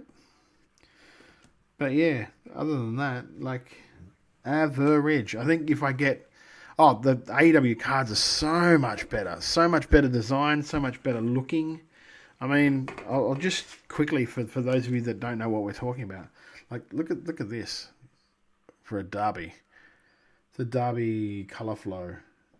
The Allure packs. But the thing is, like, these packs, $25 for a pack of cards. So, like, let's put some more of them. But they look great. They look, like, all of them look awesome. Like, the amazing Vanishing Camille. That looks, see, look, how sick does that card look? That's a one-off. That's a $74.99. So,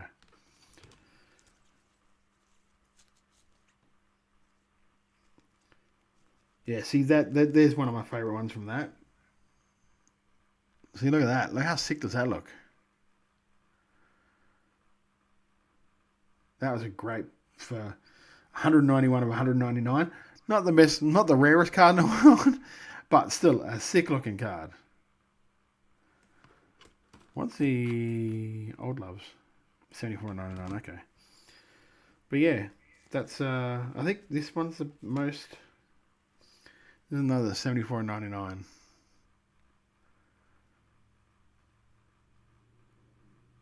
But they were like I said, they were $25 for a friggin' pack. So you'd want them to be. That's just a normal one too. You'd want them to be a little bit spenny looking. So whereas the other. Where am I looking at here? Yeah, see these are my favourite ones from the last WWE ones I got. And I might go back to getting those again because the Universe ones seem a lot better than what these were.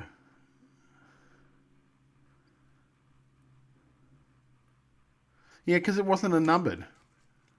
The Samoa Joe wasn't a numbered, bloody DJ. That's a sick one.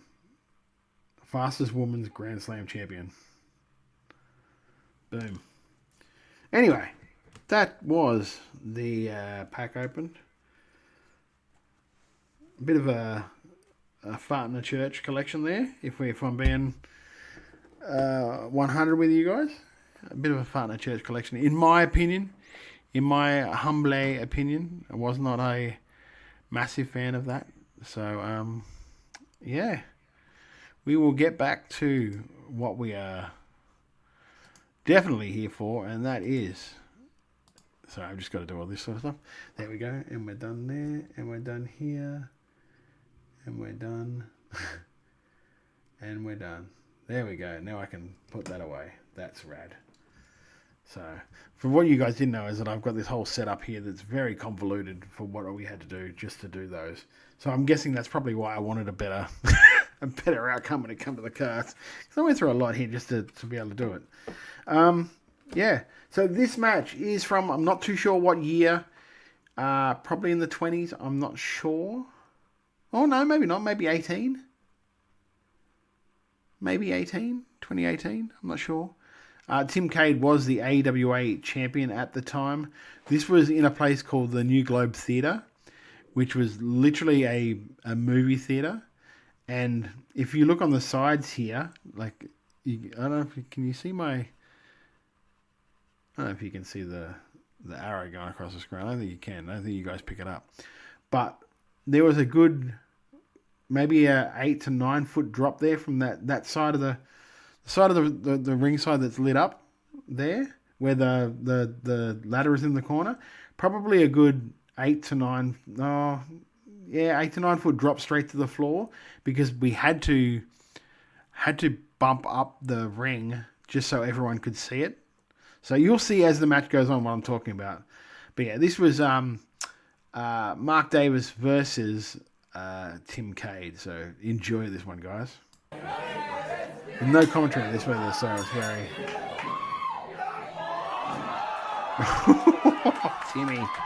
Timmy, no! Oh. Mind you, the bell just went. Good Lord.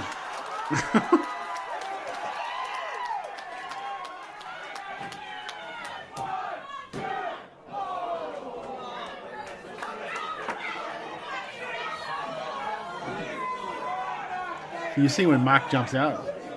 See the step down? Look how low, look how high the ring is.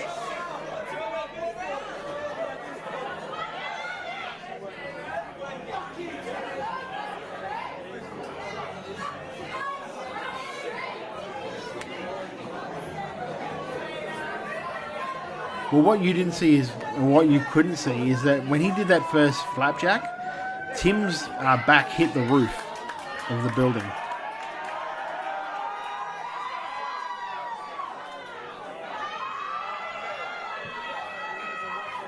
Very young looking Davis there too. Oh.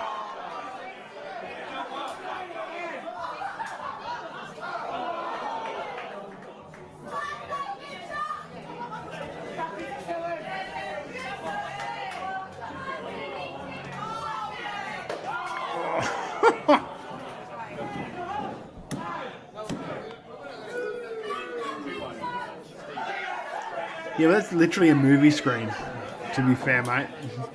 That was what all their entrances were like projected on.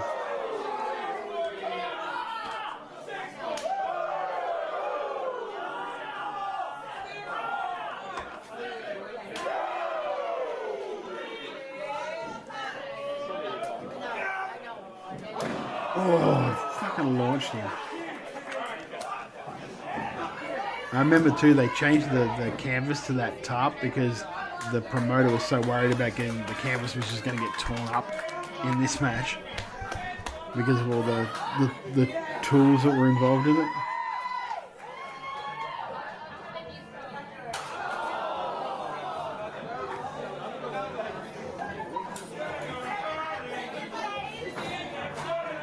I think I was hiding up on the sound desk watching this match too at the time.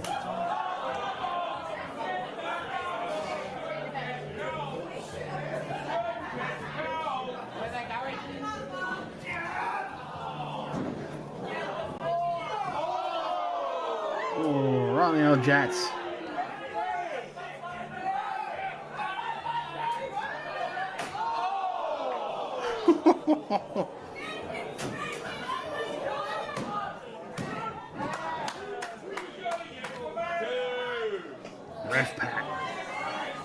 Ref Pat, still at it nowadays too.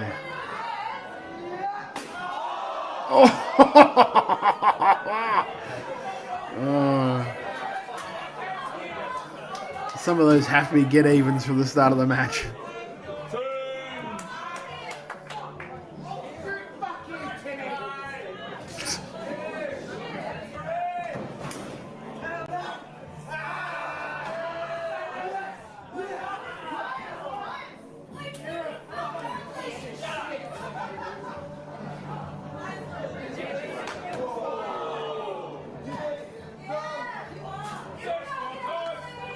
First show I ever attended had Mark Davis get his second career win ever over Crackerjack back in 2007. Kind of amazing in hindsight, it was straight up a singles match rather than a hardcore match of some kind.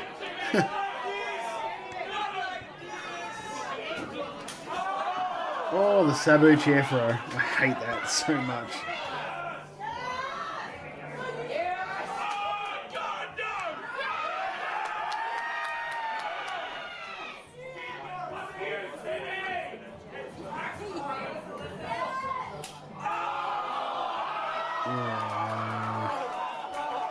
If this is a match I think it is, I have a story about this one. How about we start a raffle for this? Get your money out, I'm going to stab it in this kid's head. How do you feel about that? Anyone that pulls out a $50 note can do the stapling themselves. If this is a match I was thinking about. What? There goes Timmy, because it's a fucking 8-foot drop.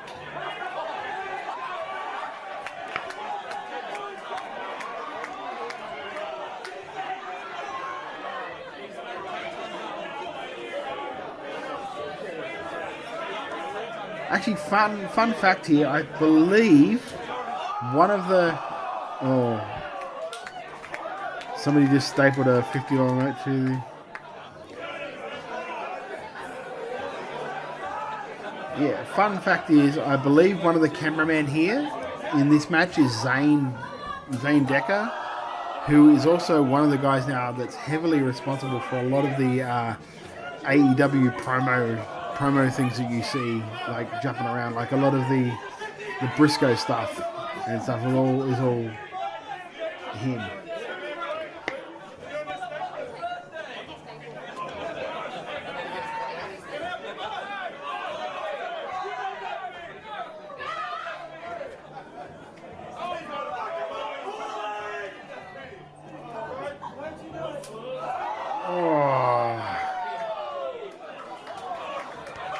So, my interesting story about this, okay? One of the guys that did this, right, that like gave the $50 and stapled it into Tim's arm or his head, or I don't know which one it was. One of those came up to Mark Davis after the show and asked for the $50 back because he said that was my fare to get home. So can I please have the $50 back that I stapled into some guy's head? To which Mark promptly told him to go far away quickly. Go forth and multiply. If I'm being polite.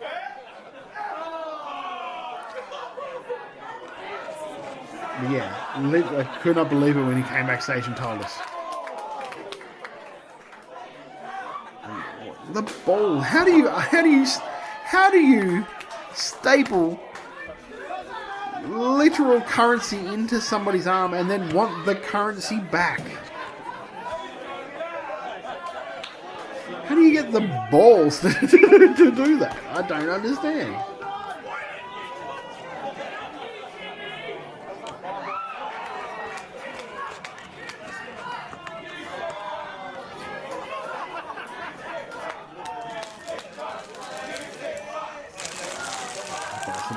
Top loaders.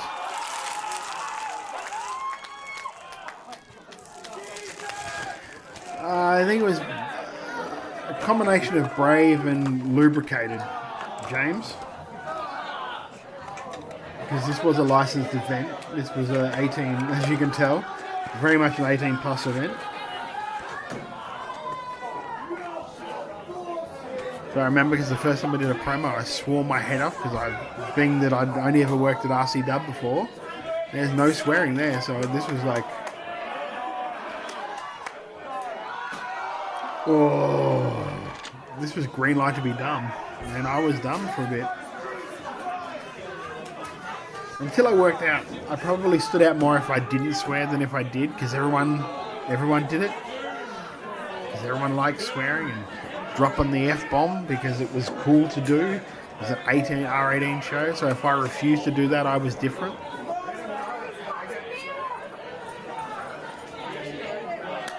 Oh, just random shot to the back there.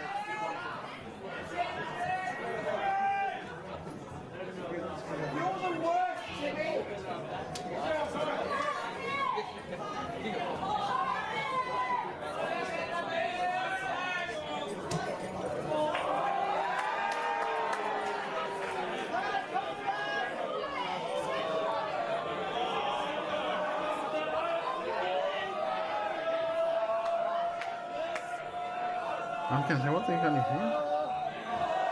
Oh, tackers.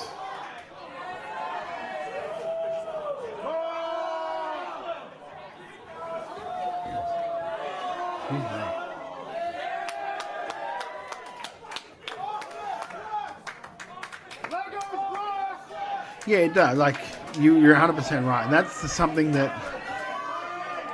Sorry. I feel it done spraying on the right moment. Swearing does help. It does.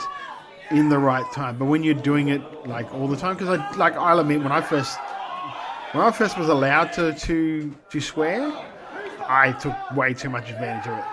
Till I worked out that it was like I probably got more out of not swearing.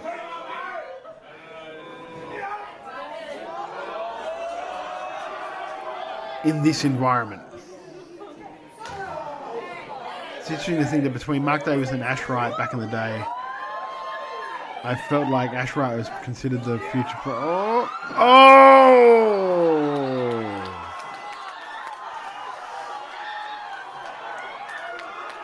Timmy.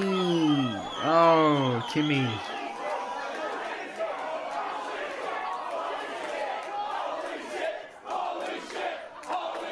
He got some air before he did that too.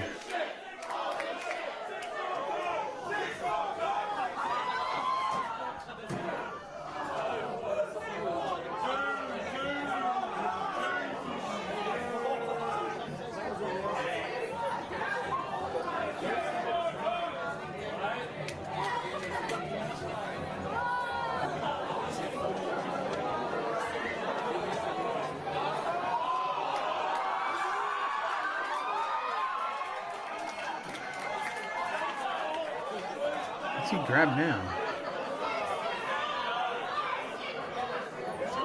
Oh, that's right. I remember this. That's all plastic forks.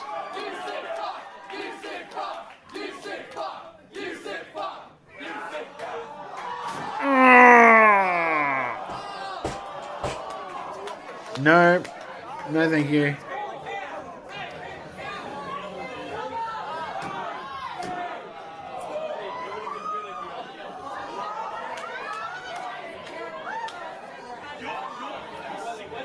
Yeah, that is Zane. Zane is there. Absolute prince of a person too. Like Zane. Such a good... It's so good to see him where he is now. It's funny now that him and Mark are probably working together again.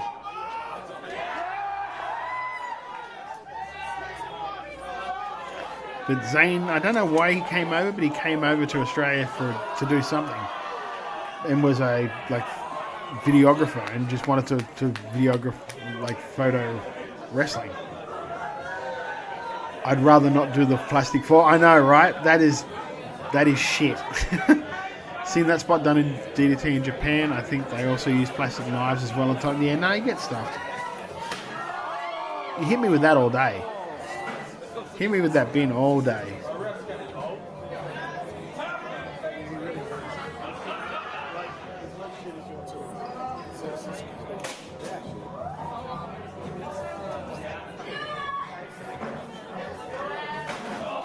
Oh, Jesus Christ.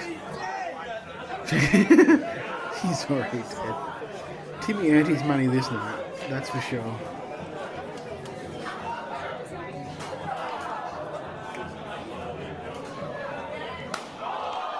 Oh, that is solid.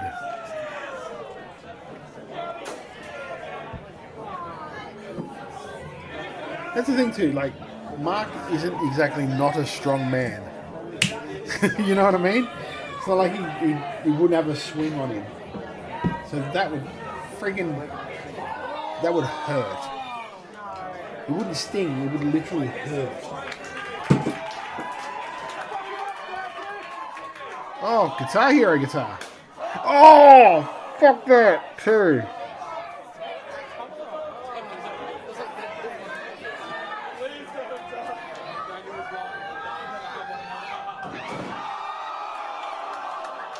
Oh, great sell.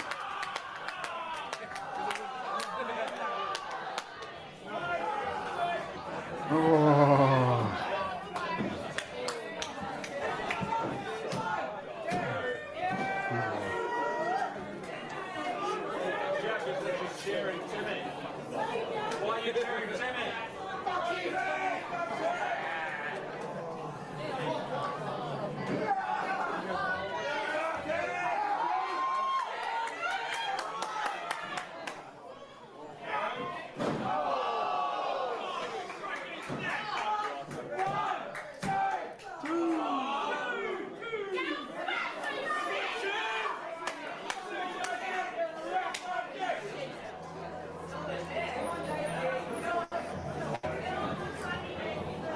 Double J style gimme guitar is fine, but fuck taking the Guitar Hero thing to bump. I know, because it's because that thing is there's nothing at all light in that. Do you know what I mean? There's nothing gimmicked about that at all.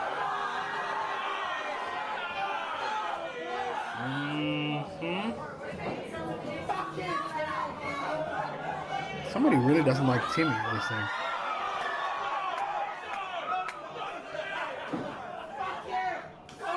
Oh.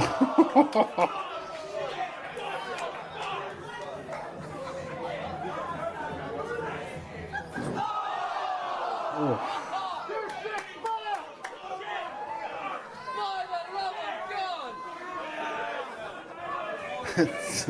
It's Renegade.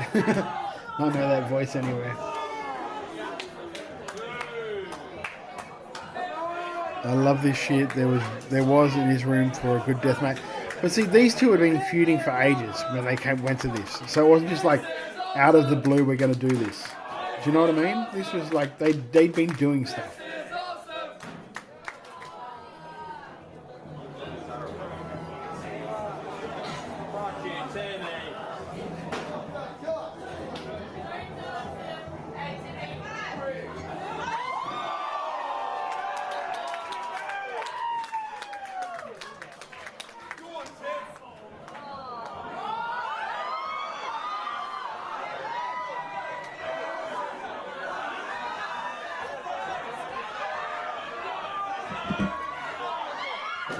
Oh, both sides of that would suck. Jesus Christ on the motorbike! There we go. Tim Caden still.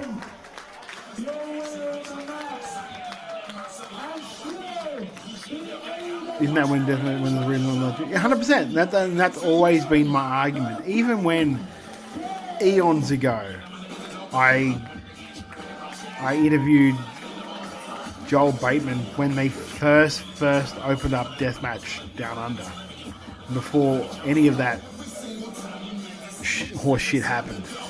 That was my thing with it. Like, I don't like deathmatch wrestling. I don't find it, and I think deathmatch definitely has a spot in professional wrestling, but not when it makes up a card. I don't see there's an art in it, because for me the art in professional wrestling is making it look like you're killing each other without actually killing each other.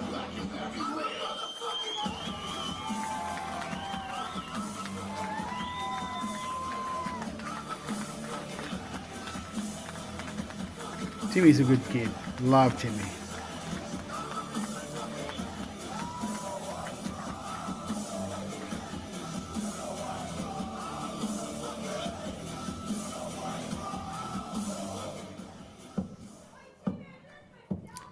I have no idea what Timmy's about to say here, so I apologise for anything he's about to say.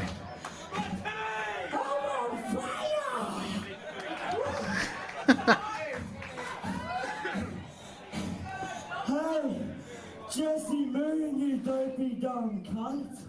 Yep, see, I apologise. Who do you have left? I have beaten all your fucking heroes.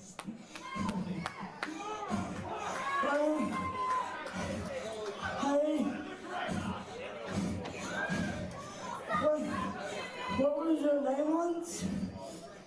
What, Jesse Daniels? When you're actually something, now you're just a washed up piece of shit?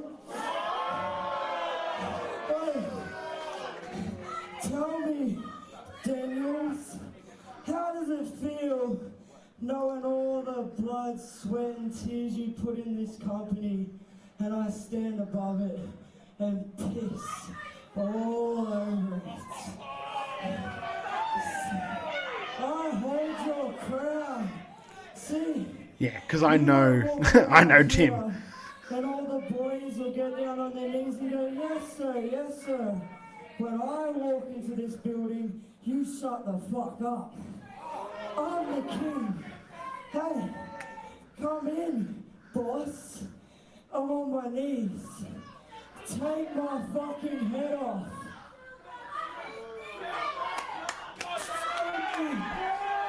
Jesse Daniels, you used to be. I think I remember this.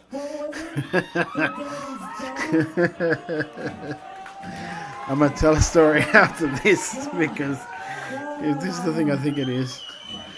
You won't come in here, because you know if you do, I'll break your fucking back again. So you stay on the outside.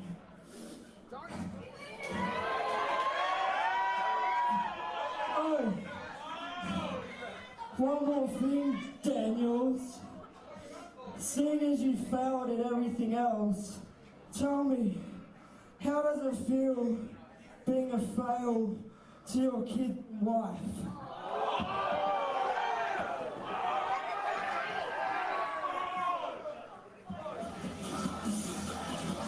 His music! You run your mouth like you run out of this ring whenever I get in it! Isn't it a bit of a hardcore match, Dave? What you do? It's not a fucking leg. You look at me right now, you little pindick. You stand there holding a title. Now you may have earned that title, but without guys like myself, Esteban Molina, Jag Hartley Jackson, Jonah Rock, Rufio, AJ Istria, Mark Davis, you will be holding nothing. You say you stand above everybody and piss down. Mate, you're 5'3". All anybody's ever done is look down on you like I am right now. The only person you will never beat is me, and it kills you inside. Cause you know on your best day, you could not stand toe to toe with me. Face it, Tim, the only reason you still have that belt is because I'm not wrestling. So you run your mouth, you sit on your pile of bodies that you call your throne, but remember this, the only reason anybody gives a shit about you is because I stand here and I make you look like something. Son, if I'm not here, you ain't nothing.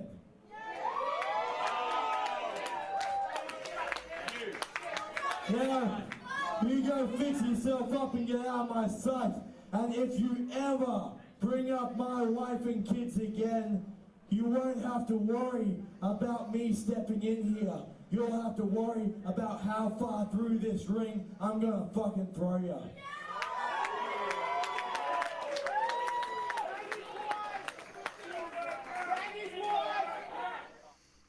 Decent promo. And like short for him.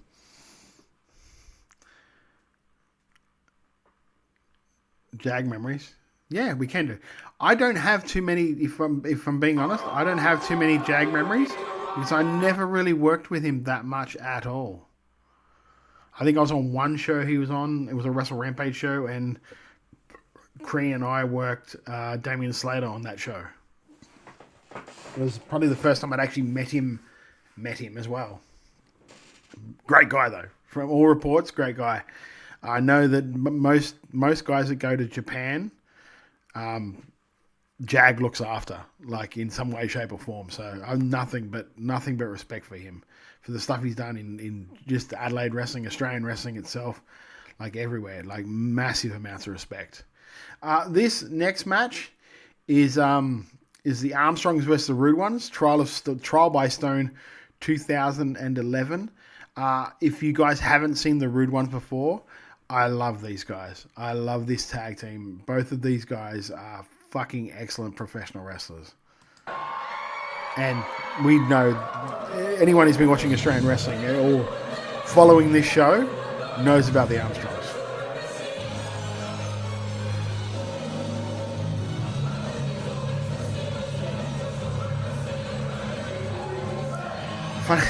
Funny thing is that when I did my tryouts for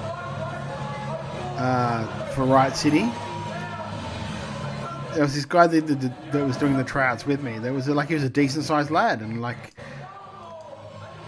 we were doing all the drills and that. He was really good at all the drills, like the bumping and everything. He just did them so naturally. And it turns out that it was one of these guys, and I just didn't realize it because I'd never seen him with their mask off. So, but I was like, man, this dude knows. Del Torino. So he did one show up here in Queensland for Prowl. I know because I helped him with his promo for the for the match. I helped film it as well.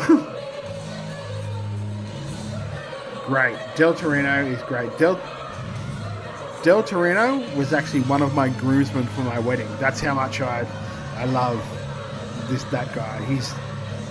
He as much as like people might not know this or it gets talked about, he helped Brody Marshall so much in his formative years. Like I know that personally, myself and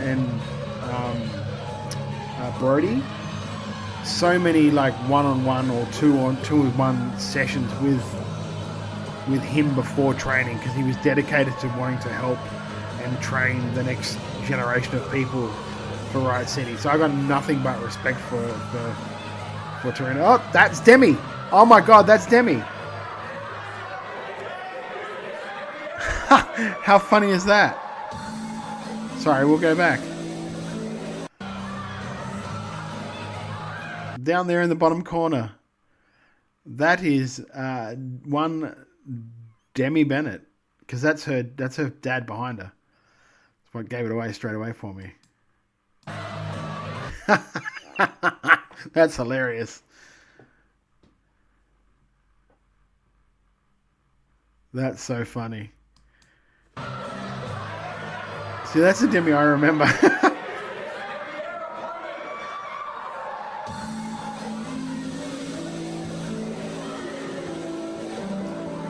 See, that's what you get here in watch-alongs, Wrestle Radio Australia. You get to see future WWE Grand Slam champions in the front row of a Riot City Wrestling show in 2011. This is what I wish they looked like, or they came out to like now.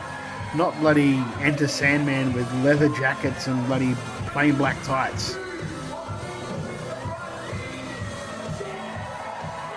They were so over here too.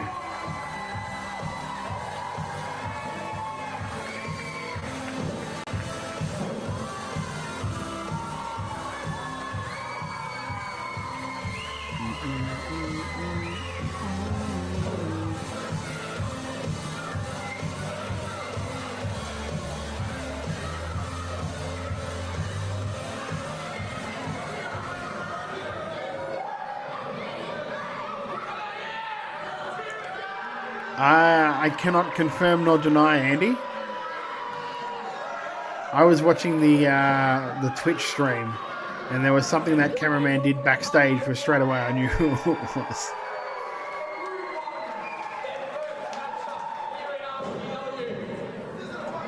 The commentator, by the way, is Josh Armour for this one. He did it on his own too, which is just like, God.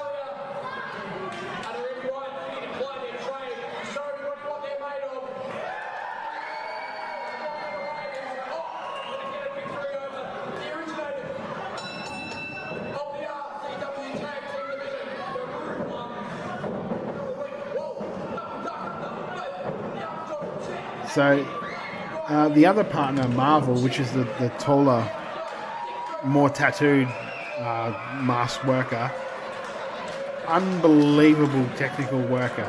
He's so good and such a smart worker too. He has been, at this point, he'd probably been around 10 to 15 years. Just a wealth of knowledge. He'd like be talking about like he used to do the road trips to Sydney to work in front of 500 people in RSL clubs back when it was massive.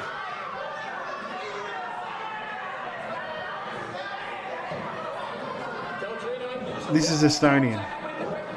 This is the same one that the first match was in. It's filmed different. That's why it looks different. This is like 3 years on in production.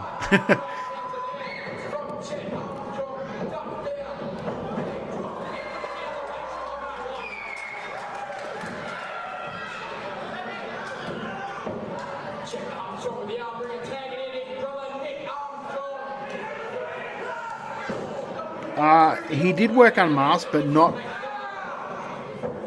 Gee, it would have been well before this. So you're looking like 2000s, early 2000s. the actual backstory to this is he was actual high up in like the education department, like a school, like a principal. So he couldn't really be unmasked. Because you can hide your tattoos, it's kind of hard to hide your face.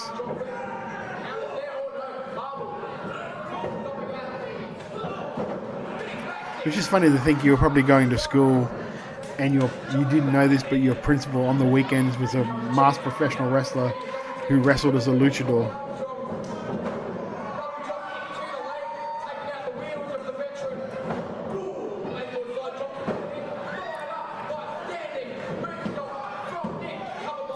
This referee, David Starr, great referee too. The manager is El Presidente, someone who I looked up to so much when I first started like managing in Riot City as well.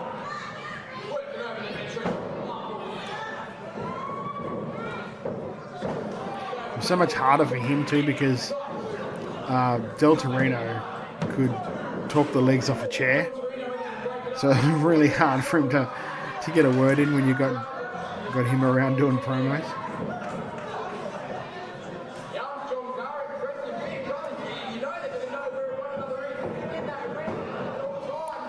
Good to see the Knicks change his hairstyle.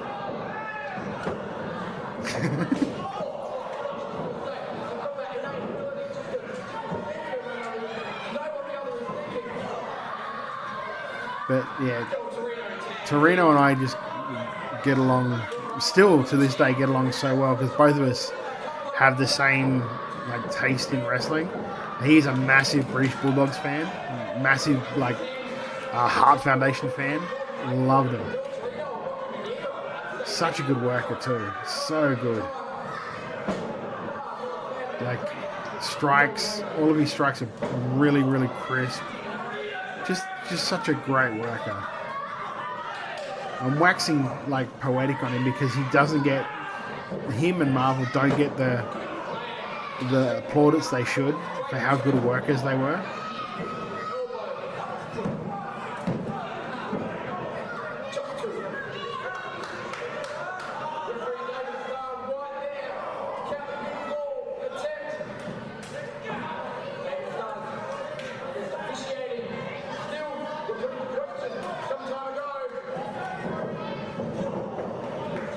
Funny when I see that too, because like some of these people in the crowd I know still go to Riot City shows, and this is 2011.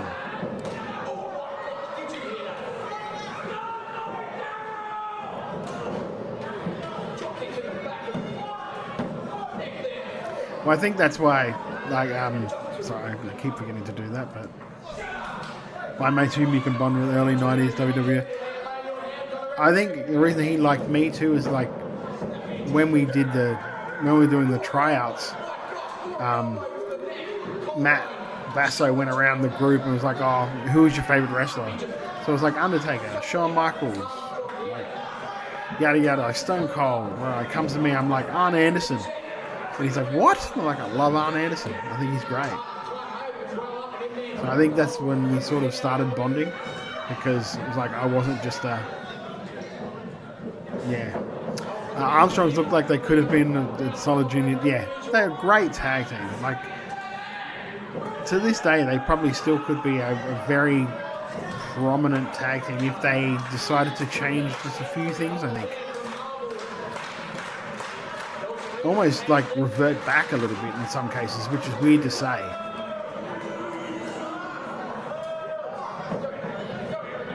It's funny too, because what you don't know behind the scenes is that those two are like best mates. The referee and Del, best mates in a band together. So half the time we spend trying to pop like the referee during matches, like both of us would do that shit.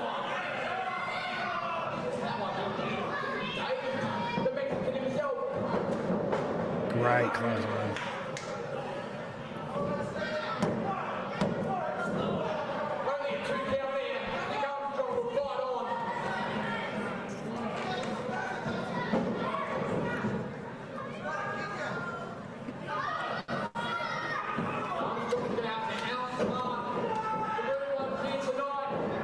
Oh, very nice. Beautiful back over. Oh, Baby Cena's mad.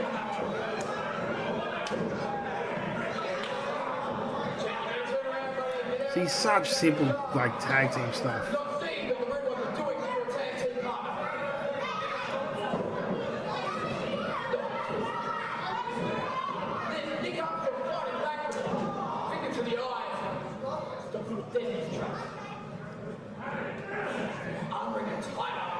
Such a good worker. Look at that.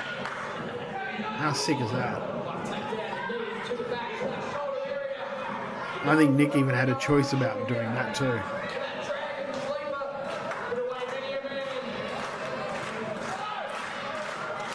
It's not a Dragon Sleeper, mate. It's a Cobra Clutch, but that's okay. You're alright. I'll teach you later on, Joshy.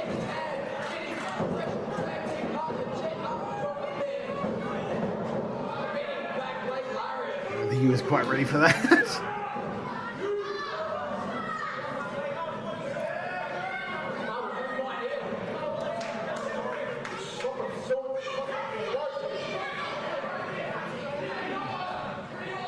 At times, there's nothing scarier than being in the ring, training or otherwise, with Marvel. When he just grabs one of your legs, you're like, I don't know what I'm about to get put into here.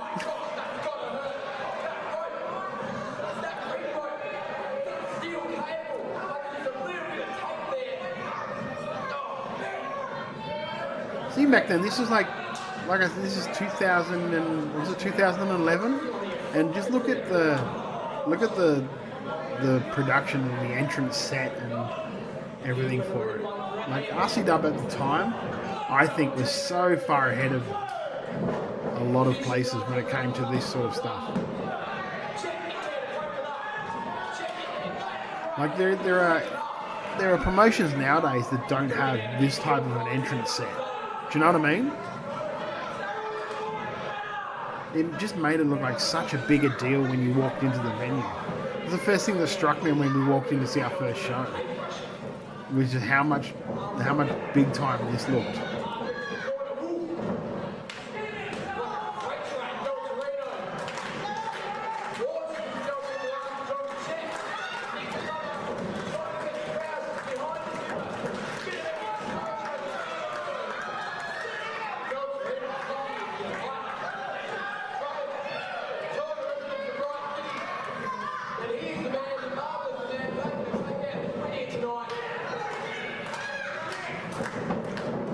Ooh.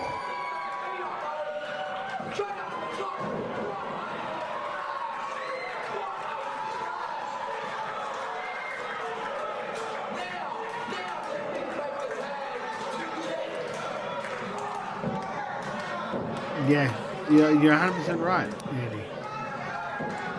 Like, if you saw this on a show today, you'd be like, that's a sweet entrance. It's a pretty cool entrance. Because I remember those RCWs used to light up as well.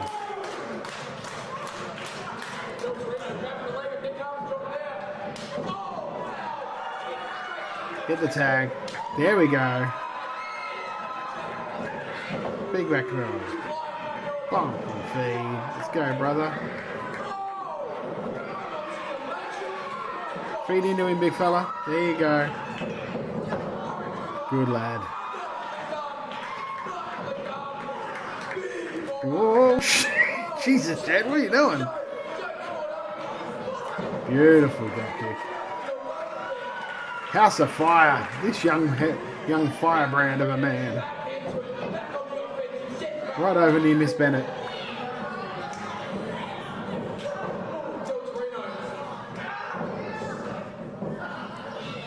He held on for dear life, Alex, I think.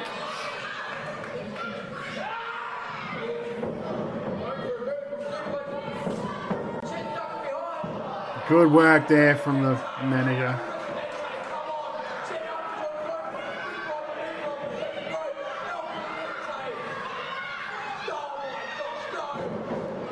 TKO.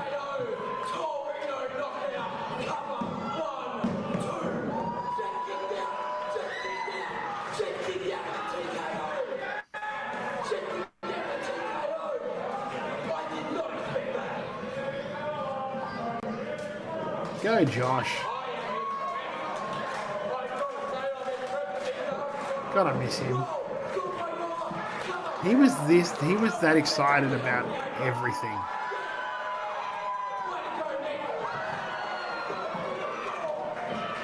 Well, see, Alex, he didn't actually touch the worker. He just grabbed the rope. He can go, oh, sorry, I accidentally grabbed the rope. He didn't touch the guy. Good thing.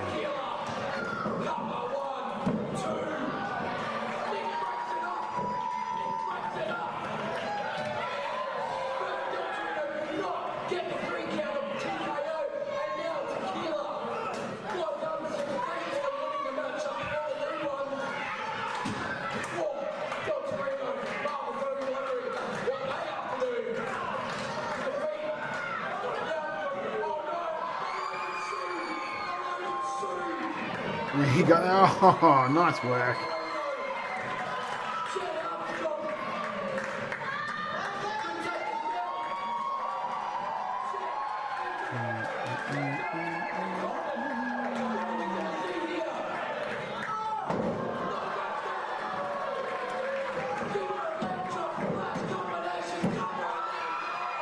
Beautiful match. I like that match. I'm just saying. Yeah, it makes me. Every time I talk to, I nearly keep saying his shoot name. Every time I talk to Dell, it's always just like, I don't know why you're not trying to go back and just do something. But then, like, it's so hard to try and not break in, but just getting a spot there because there's so many dudes now that are show ready in Adelaide.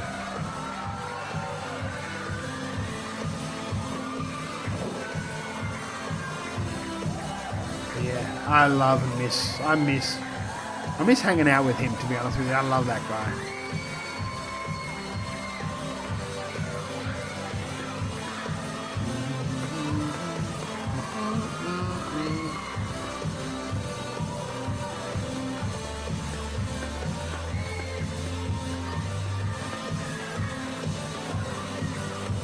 Lucha mask, suit jacket, and nothing underneath is incredible. It was El Presidente, brother.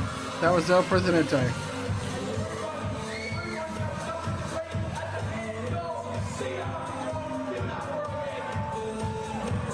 God.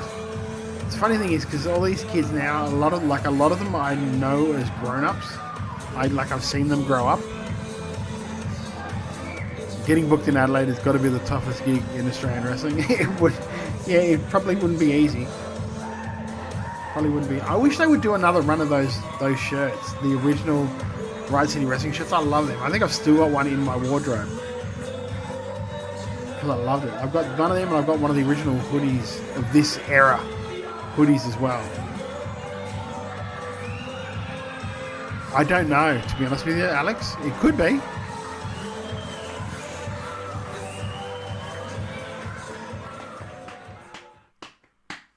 There you go. I love that match. Next one we have Coliseum matchup. Kyle Fletcher and Unsocial Jordan. The following contest is a first round matchup in the Black Label Coliseum Tournament. Introducing first.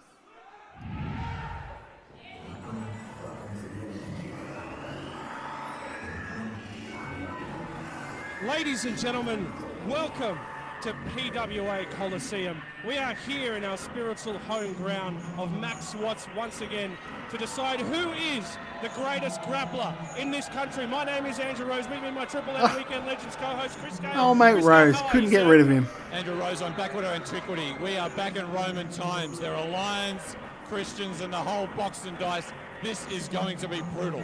This is going to be a very interesting tournament. Contractually, I had to have something here with Rose on it. Who is the best grappler in Australia? Also a future title shot in the works for them.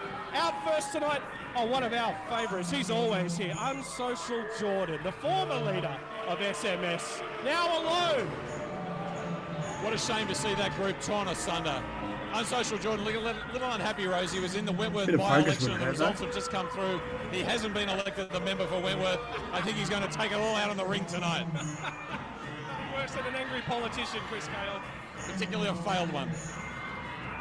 Unsocial Jordan continuing his pursuit of censorship. He thinks PWA Black Label is rude and wrestling should get back to where it was, a family-friendly entertainment. Unsocial Jordan never really happy in Max Watts. Doesn't like modern society, Rose. Doesn't like the way it's gone. Doesn't like the language. Doesn't like the attitude. Very, very, very jaundiced with modern Diego society. just kicking ready the to ref. take it out in the squared circle. And introducing his opponents.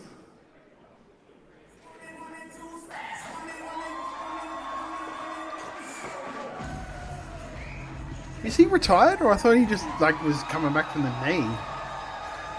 Here he comes back from the UK, ladies and gentlemen. This is Kyle Fletcher. The Aussie Arrow, Rose. You can see that resplendent on his jacket there, the hood. He looks a bit like me arriving tonight. I'm a bit of a hood guy. Pretty much. He's the epitome of the modern wrestler. There's a lot of angst, I think, in the audience about that. I don't know about the Arrow. I don't know whether he's going to be for them, through them, or against them. Kyle Fletcher, of course, was a Progress Wrestling Tag Team Champion. This man is the real deal, ladies and gentlemen. He is a real force in that ring, and tonight he is going to show you why he is one of the best grapplers in this country in this opening match of PWA Coliseum. Excuse me. Sorry about that. Got a bit of a Skrillex haircut going on there. Kyle It's Fletcher. a hair festival. Referee Nick's up in a man bun. Diego's had his hair shaved. PWA has never looked trendier, Chris. Unsocial Jordan, unchanged. No, Unsocial Jordan looks like he did 6 months ago. He already thinks he's perfect, Chris. That's the thing. Everyone else has to change according to Jordan. I haven't seen green like that that Kyle Fletcher's wearing since Ali and the Bachelorette was wearing a gown during the week like that.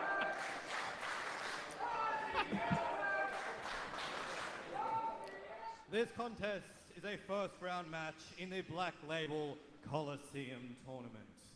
Introducing first to my right, weighing in tonight at 80 kilos, hailing from the App Store. I think after this one we'll do one more, and then a little quick thing, and then we'll get out of here. Because I just realised what the time is. Reigning PWA Tag Team Champion. He is undefeated in 2018. Ladies and gentlemen, the Internet Explorer, Unsocial Jordan. Unsocial Jordan, undefeated The in Internet 2018. Explorer. People What a name. underestimate him all the time. So good. Unpopular Jordan from the sound of it, Rose. And his opponent to my left, weighing in at 95 kilos, from Sydney, Australia.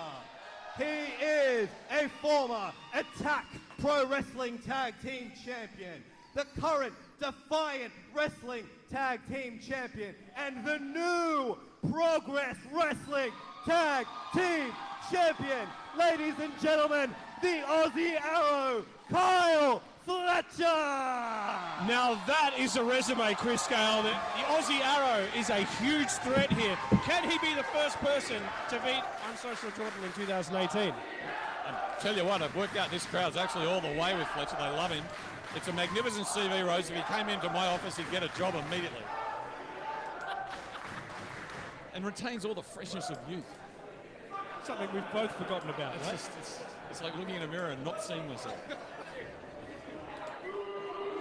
Unsocial Jordan already leaving the ring. What's he doing over here? Ladies and gentlemen, Unsocial Jordan kindly requests that there is no profanity or foul language of any kind during the duration of his match. What? That's outrageous. How I don't dare know, Rose. you? I don't mind it. He's looking for some Boo that more man. genteel way. Boo. I think going back Boo to old his- values, back to the Roman times. He wants to go back to the Colosseum. Having no impact whatsoever. The PWA crowd there showing their displeasure for Unsocial Jordan. I think a little pee. I think they disagree, Chris. Well, see, Unsocial Jordan already off his game now because he's demanded civility in this room. This is PWA Black Label. There's no civility in here. This is the Coliseum, Chris. Can I say it's not for the faint-hearted, Rose? We're underway. There's the bell. We are here. The time has finally come. The beginning of the Coliseum tournament. This is interesting. Do these guys know each other? These guys know each other. That was interesting. They talked there like they knew each other, Chris. Maybe they have a history here, these two.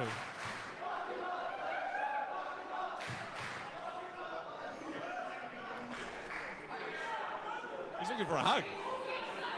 He said for all time's sake there. I think Fletcher should give him a hug. I mean, how could that go wrong?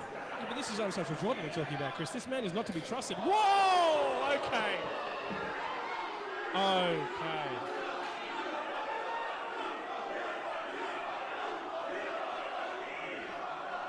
Oh, Jordan might have made a huge mistake here. It's a bit of a physical mismatch here, Rose. Fletcher quite imposing. Unsocial Jordan, the smaller dog with the bigger bar. Whoa! My And we're away. goodness. That'll send you into next Wednesday. Referee Nick trying to get Fletcher off there. Fletcher's got to be careful. You do not want to get disqualified in the first round of the Coliseum tournament, Chris.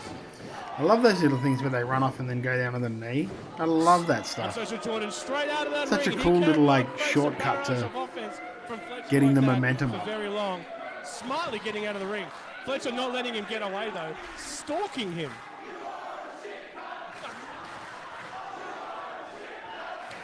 I tell you what, one thing I'll say about Yeah, this crowd 100% is their right. vocabulary is excellent. They It's know like we all were the saying before. words. This is what's cool about seeing all these people before. It's what's cool about This going is to see getting Australian done wrestling. Is quickly if you here. get to I see have all a these feeling people these two before. have a bit of bad blood in their past. This seems a lot more personal than I was expecting it to be.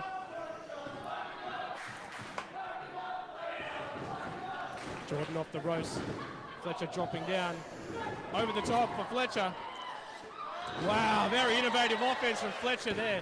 See, Oh, a kick right I've to made a the face. mistake here Jordan's because gonna feel I that said one. his name more than twice, and he Tell you what, appears. Unsocial Jordan hasn't been able to do a keystroke and anger in this fight. He got a soft slap in early, and he's been reeling ever since.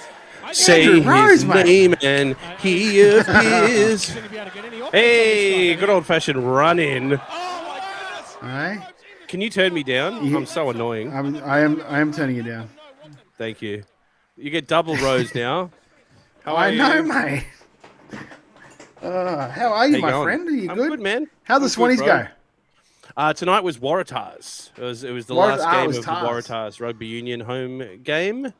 It was rainy, but it was kids round, which was really cool. So a lot of my co-workers got to bring their kids in. Like our that's on-ground MCs, Lyndall and Matt, brought in their kids, and they were able to like interview the players. One of the kids asked one of the fullback for the Waratahs, what his favorite dinosaur was. I thought that was really cool. That's what a kid would ask. Yeah, and we had kids from the Children's Hospital draw all the players. So all the headshots were like drawn pictures by kids from the Children's Hospital, and then we had That's our cool. yeah, my boss's daughter did all the announcements for all the player names and got them all wrong because she's like 10, and it was very Yeah. funny. So That's cool. it's fun when you can do like themed rounds, like Indigenous round, Pride round, all those kind of rounds where you can kind of theme the day. They can be really Yeah. fun. They can be a nightmare to organize, but because you're hurting kids all day. But Yeah. they did great.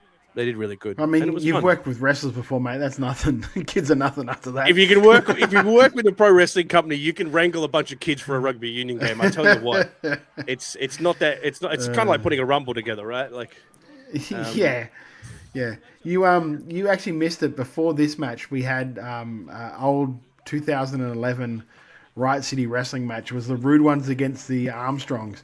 And Wow. a very young Rhea Ripley is in the front row giving it large to the manager. Man, it is so crazy to think back. Yeah. Oh, how far Rhea's That's come, what, like, isn't it? That's why when I did this thing tonight, because I said off the top I didn't want to do the last WWA without you being here, Oh, so I that's had to very find nice. something, and I This didn't want is to great, start though. anything else. Yeah, this is good. I didn't want to start anything else, so I literally just went trawling through. I would go to like PWA's page, Riot City Wrestling's page, MCW's page. You just go to like the you just click videos and then oldest, and then work my way back from that. That's awesome. So That's great. Let's see what we've got here. We can watch and see what we can check out.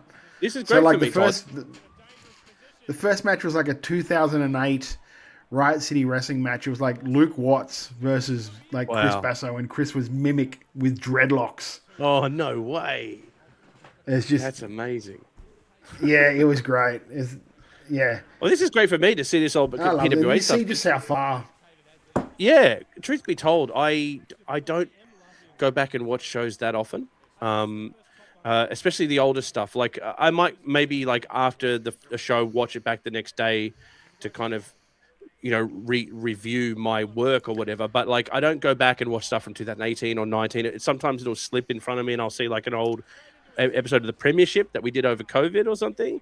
But I've got a million stories about all these shows, man. So it's crazy to go. So can you give me a bit of context here? Because I don't remember calling this match. What year is this? I think this is 20... Somebody else will know this because luckily the chat have been really good about... Oh, how good's your chat? What's up, chat? Oh, mate. Sorry, I'm here, chat. Alex Fireheart is well onto the background of stuff because I'm just like, that's okay, awesome. I had no idea that was happening, but that's cool. I mean, I think this would have to be one of the first Colosseums. It feels like it. Yeah, this might even be the first one. Kyle and Jordan. I think this might even be like one of your first because you sounded very new on commentary. Yeah, like so I'm probably talking way faster because of nerves. Like when I get nervous, I just talk faster. Also, you can tell it's old because of the microphone quality. That's those old distorted microphones we used to have. Like we have a lot better quality stuff now. I do like you made the joke like that they were talking to each other like they knew each other. Yeah. That would pump me. There you go. This is the first Coliseum 2018. There you go. Wow, the first one. So the first Coliseum was not a 2-night thing. It was over like a series of shows, kind of like how this year's one was.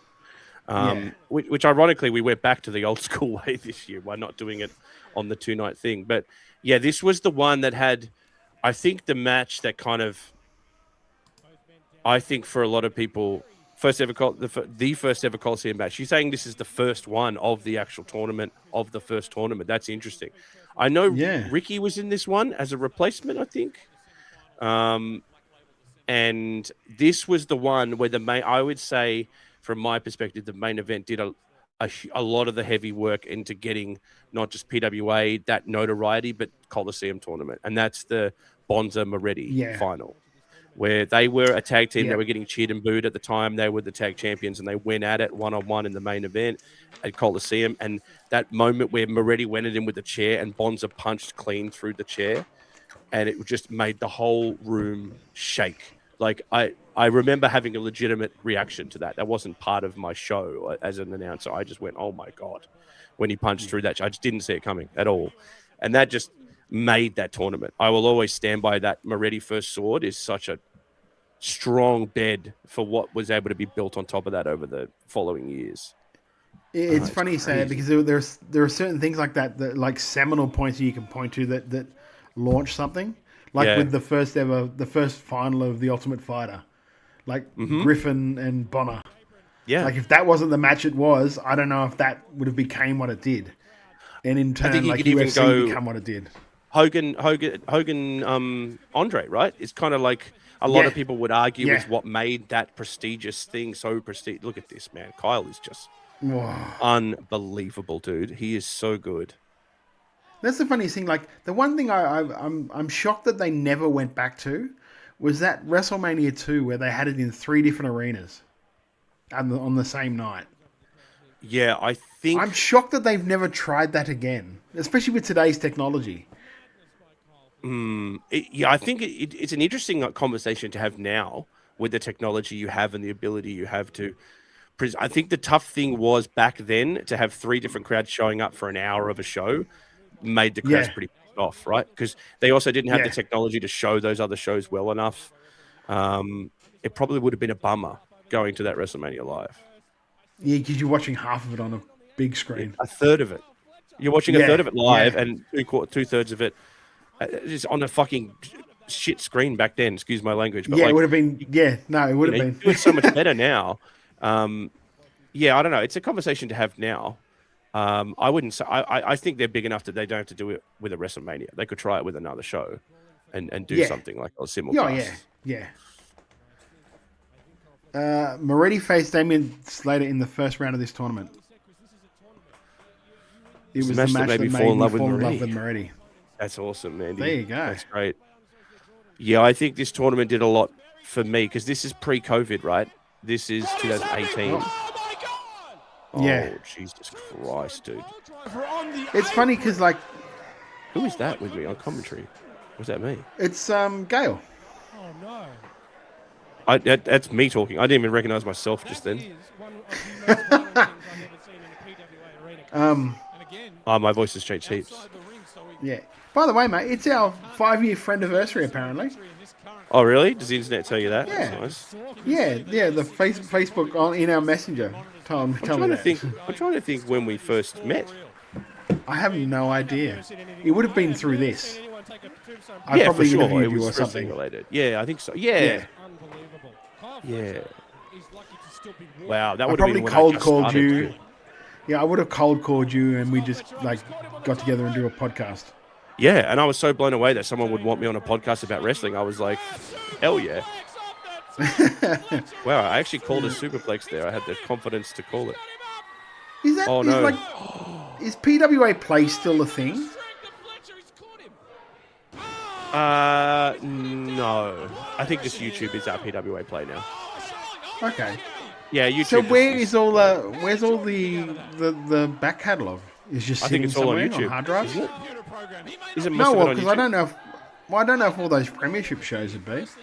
It's a good question. If there's something you'd like that's not available, I can try and get it for you for sure. Yeah. Oh, it was just it was mainly because one of the matches I really wanted to see if they had was that like it was like Brooks Eagles Osprey, the PWA title. Yes. Yeah. I can try and get that for you. Yep. Because that's one of those ones that was like I think Call to Arms. Oh, was it Call to Arms? Okay. I think. Yeah, Call to Arms was like our WrestleMania before Coliseum was a thing. Call to Arms was like their big show before I was part of the company. Wow, that was perfect. I love that standstill he does there. That's so great. He just stands there with his hair like that. It's so sick. That was such a good time for not just like PWA but also Australian wrestling because you had at the time you had guys. Oh, Facebook. It's Facebook. She was allowed in the country then. Goddamn Steph DeLander herself. She was allowed in the country then. Oh yeah, for those who don't know the context, the reason that Jordan and Kyle knew each other was that Kyle was once under a mask as part of Unsocial Jordan's group with Facebook, aka Steph DeLander. He was Snapchat, right? Yes. Snapchat, yep. There's Instagram. No, that's Snapchat. No, that's Snapchat. He was Instagram. He was Instagram. Yeah, you're right. This guy's an amazing wrestler too. Yes. Yeah, I wish he'd have kept going too. All I see now is him on like X talking about A-League. He is a huge sports head, massive sports guy, diehard Swans fan, and a huge sports guy. Loves Canadian ice hockey as well. Like goes over there to watch ice hockey and stuff. He's a massive sports guy. He moved to Perth with his partner. Ah, okay. But he was at the last show. I saw him at the Metro for the Mark Davis main event for Coliseum. Yeah. He was there just doing some camera work and stuff, like as part of it. It's always hard when you got a guy that's like a monster doing camera work. Because like they're he's pretty not good a at small knowing how to dude. get out of the way, though. You know, like they're good at getting out of the way when they need to. They find gaps. I'm way too excited in my commentary. I'm way too excited. Mate, you're selling it. You're doing well. Yeah, no, I'm feeling the room. It's funny because like the RC Dub one is when they were doing live commentary, and you could hear how excited. Like Josh Armour was doing the commentary, but he was doing it solo. Right. But he was so excited and pumped up, and I'm like, this is probably halfway through the show, and he's still keeping this energy. It was so easy to do it in this room. We're back here on next weekend, Liberty Hall. This room just makes it so easy. There's referee Nick, Big Dig Nick. Oh. Fletcher over the top on this Snapchat. Fletcher is one against The crowd's really into this. Tell you man. what, that Panthers Penrith that they had for World Series, there was no room between like the front row and that ring in that. It's like a pole right there. No right? room. Yeah. Oh my lord. It's funny because I actually just this week went back and watched a match in that room from last year's World Series. It was Moretti versus Danhausen. It showed up on my YouTube, and I watched it. And Moretti did a spot where he was on the apron. Oh, there's a win for Jordan! Unbelievable, Kyle. Put that on your mantelpiece, Jordan. He had the odds against. Is Jordan retired? Because somebody said he was in the chat. Or is he just coming back from injury? Sort of? I'm not sure. You'd have to ask Jordan about that, whether he's retired or not. But he did go through some. He did have some knee surgeries. So He had like ACL or something, wasn't it? Yes. Yeah. Both knees. So, jeez. I realized it was both knees. But he's also very successful business-wise outside of wrestling. So he has a career where he travels internationally for. So he's not always around. That doesn't shock me at all that he would be that. Yeah, I loved having Jordan on commentary with us because he knows the moves way better than us, and he's able to kind of add that part that Chris and I lack at. But he's just always traveling. He's just always busy. So Yes. it's hard to get. You are a really good trio now I think about it. I loved it. I adored Jordan. He had what me and Chris didn't have, and he just added to what we had to do. But he's just so busy, so we get him when we can. I said that. He's always got a spot there. He's always. I know you saw it last night on well, you might have seen it on the podcast, but we showed this photo last night and were shocked by it. Isn't that amazing? Like, that's oh just my incredible. god, that is scary. Yeah. That is scary. The Eagles empire will live on. Holy Moses! Imagine that. Imagine that as a tag team. Yeah. See, the funny too, the boys are really talking her up and said, "Hey, how about we don't put that much pressure on the kid?" I mean, it's a conversation, isn't it, about wrestling? We talked about this. Lin-Manuel Miranda in that interview talked about how wrestling's the only world where nepotism is a good thing, but it adds this pressure to you. If you're a second generation, it's impossible to not. I think like address it. You've got to give him time too. It's like because I know. Remember, everyone at the very outset was just going, "Well, Dom doesn't have it. Dom's clearly not got it." And I kept one thing I will hang my hat on is I just kept saying, give him some time. He literally just got out of Lance Storm's academy. Give him some time and some seasoning. Look at this lineup: Istria, Bonza, man, what a lineup that Coliseum was. Punch Drunk, Istria. Just everyone's so young too. The man, Ugg was the champ. Robbie and Bonds. There's a young Grayson Waller. Madison. Speaking of the devil. The Punisher. Diego. Man, what a throwback. This is great. So we should definitely, at one point, watch the whole premiership. That would be really fun. Yeah, that would be cool. That would be cool. We could definitely do that. Yeah, they're fun.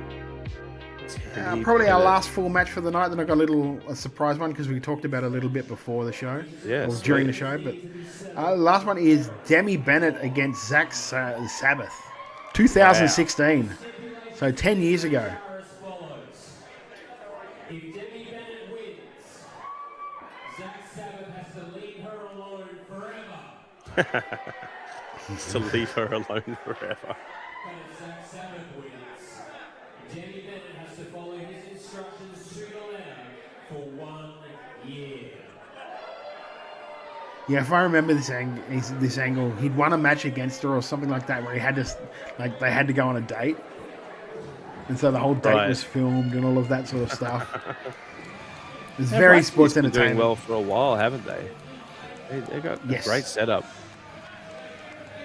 They'd moved now because the first couple of matches we've watched tonight have all been from the Estonian hall. This is the Latvian hall because we had to move into it because we got to the point where we were turning away 30 to 40 people a show at the Estonian. And we're just like, well, we can't keep doing this. We're throwing money out the door. We need to find a bigger venue. And luckily the Latvian was the bigger venue we found. Yeah, it's always an exciting but scary time when you realise we've outgrown this venue. Yeah. It's one of those things at the moment with Pro League, where it's just like, how many more sellouts are we going to have before we have to actually think about... Have that conversation, Yeah. God, she looks different. Yeah, let's see it. Because I'll be honest, I never met Demi when she was in Australia. She left right before I joined PWA, so our paths never crossed. I think the person that left just as I got there, and I just met them before they left, was her name's I only know a shoot name. Indy Hartwell. Oh yeah, Indy Hartwell. Yeah. So I never met Vink. I never met Buddy. Never met Demi. All of them had left before I joined PWA, and got to know everyone. I used to see Vink in my nightmares. You would rock up to training and he was there, and you just knew it was 3/4 cardio. I hate this. Well, I see him in my dreams. That's that one handsome man. A good-looking boy. Wow, Demi Bennett. It was so funny because when I used to get mad at her because I knew her full name, I would say her full name, and she's like, "You stop doing that. I feel so bad when you do that." Cool guy, Tony Hawk. See you later, Tony Hawk. Yeah. Demi Bennett. It was like she's doing something like Demi middle nose middle name. She's like, you said my full name. Bennett the third. Yeah. Yeah, I've talked to a couple of people in PWA, like coaches, about Demi over the years, and just asked them kind of, what was your thoughts on her when you first saw her? And I'll say the one thing that the couple of coaches I've talked to about Demi was that you knew straight away from one training that she had something really special. Yeah. I don't think we all realized how special it was, but there was a lot of people that said to me, you knew it straight away, just the way she worked. You did. Pick It was there was one day where I think she was 17, and we had Adam Pearce over for a show, and it's when Adam was like tangentially working with WWE. He hadn't actually fully started, but he was pretty much starting with NXT. Not long after his last show with us, he sort of joined the PC full time, and he was like upset that she was too young to do the tryout properly because he knew they couldn't sign her yet. Right. And it's just like I heard, and I looked at Creek because we were booking at the time. I said, we need to do something with her now. So we have this in our like history, because she's not going to be around for very long.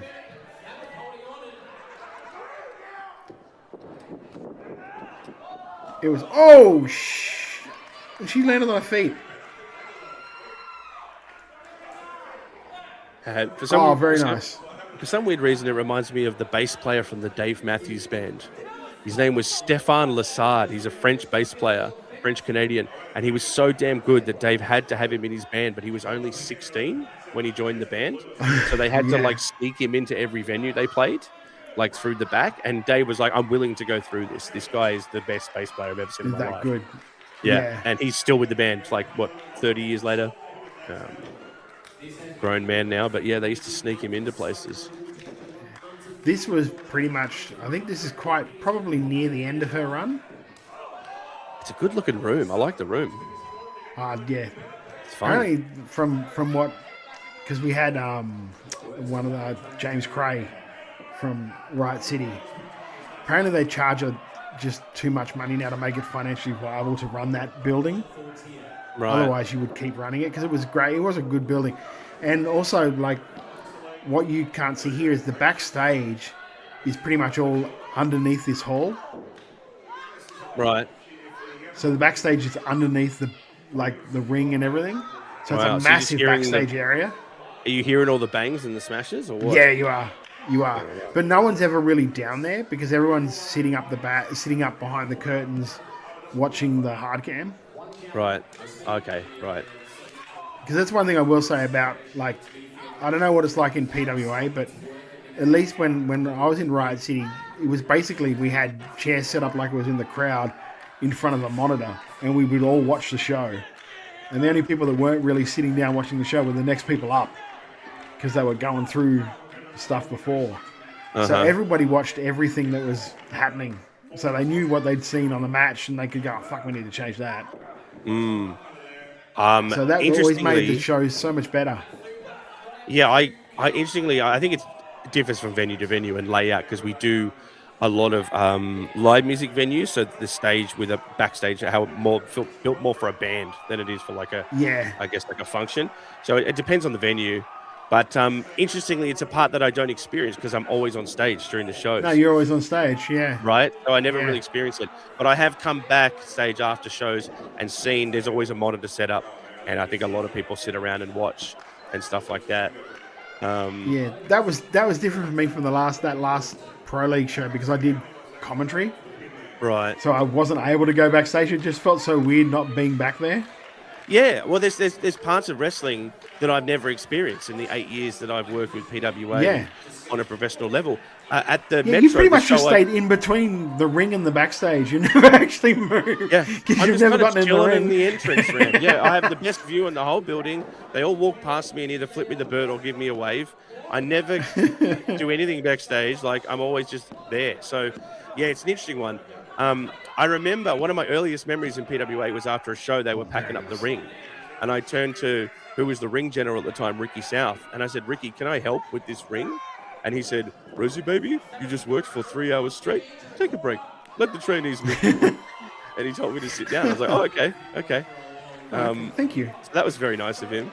But yeah, so I never got to experience it. But at the Metro, that show, the Coliseum show that I heartbreakingly couldn't do this year, I did show up for the last match after working a Waratahs game. So I was able to stand in gorilla on the stage right before where they walk out. I've never done that. I've always been on stage for 8 years. I've never done it. And it was just such a cool experience to see someone like the Tuckman get into the zone and then walk out on stage. And it's so intense. I've never seen that. It is, isn't it? Yeah, it can be so intense. It's very intense. Like, I think I'm underselling how intense it is before they walk out. I remember doing like because I've been really lucky in like quote unquote the business where I've kind of done every role you could do. Like I've done commentary, I've done ring announcing, I've done the managing, I've wrestled matches. Yeah. So like I've had every sort of like chance, and just because for a while there. Because Josh had moved into being a manager, so I was like the lead play-by-play guy and ring announcer. And just like in some of those matches when you were doing the intro in ring, the intensity you would feel between these two guys, to the point where like even me as the ring announcer going, do these motherfuckers know that this is a work? Because I can't tell right now. Yeah, I'm a bit nervous. This feels like they're about to really hurt each other. Yeah. Yeah, the funniest one was I could literally tell once it was Matt Basso against Andy Voodoo Roy, and I could tell they were just yelling things at each other to try and make each other laugh because they would say stuff in an angry way, but it was always like it was either nice or just really random. Oh my god! Yeah, right. They're trying to make each other break. Yeah, they'll be like walking back and forward, like pacing each other, look like they're about to like completely launch into each other. And like you just hear Matt going, I'm going to steal one of your custard tarts later on tonight. Oh, yeah? Yeah? Like all this shit. You're like, what the fuck is going on? Right. Or I'd be announcing, or I'd be doing a ring announcement of like, it was, they were called the Blue, there was a tag team called the Blue Healers. There was a guy called Johnny Barnes and Brooksy. And Brooksy would just be pissing in my ear while I was trying to do the announcing. He comes across as one of those guys. Yeah, it'd be like standing at 6 foot tall. He's not really that big, Toddy.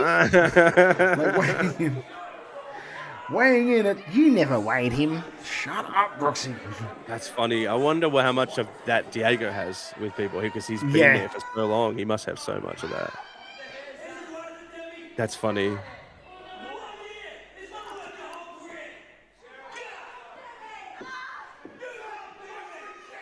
I do like a mid-match promo, but it's got to be good. It's got to be good.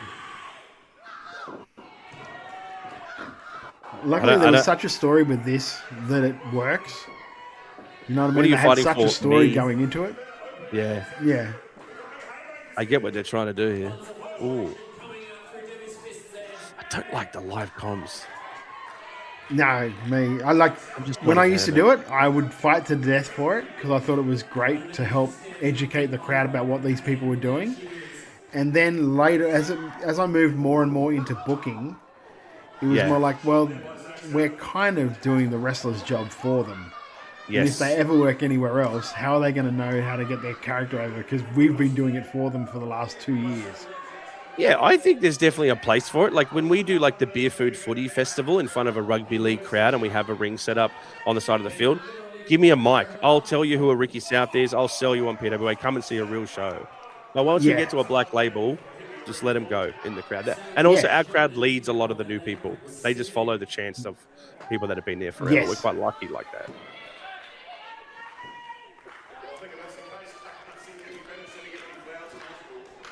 So I'm just missing some of the chats here. PW went off solo show at Eaton's Hill Grand Ballroom will be fun. We did, but it was called the Super Show. Show. Eaton's Hill. It is probably not a good journey for that, but for people that actually live in Brisbane, it's not that bad. If you were staying in hotels and that, probably not easy jaunt, especially if you would planned on the fact that you thought it was going to be at Suncorp. Yeah, so speaking of sport, tonight was the last Waratahs game of the season. So done with the Tars, another team we can lock away for the year. Winter sports starting to get into its core now. I'm supposed to be working the netball tomorrow, but I've got someone doing that for me, so I got the day off. They were very nice to let me have the day off, so I could watch the grand final of the A-League, because Sydney FC is in the grand final against Auckland tomorrow. Auckland. And they Auckland smashed my boys. Who are your boys? Adelaide United. Right, the Reds, yes. Of course, you're an Adelaide boy. I keep remembering that.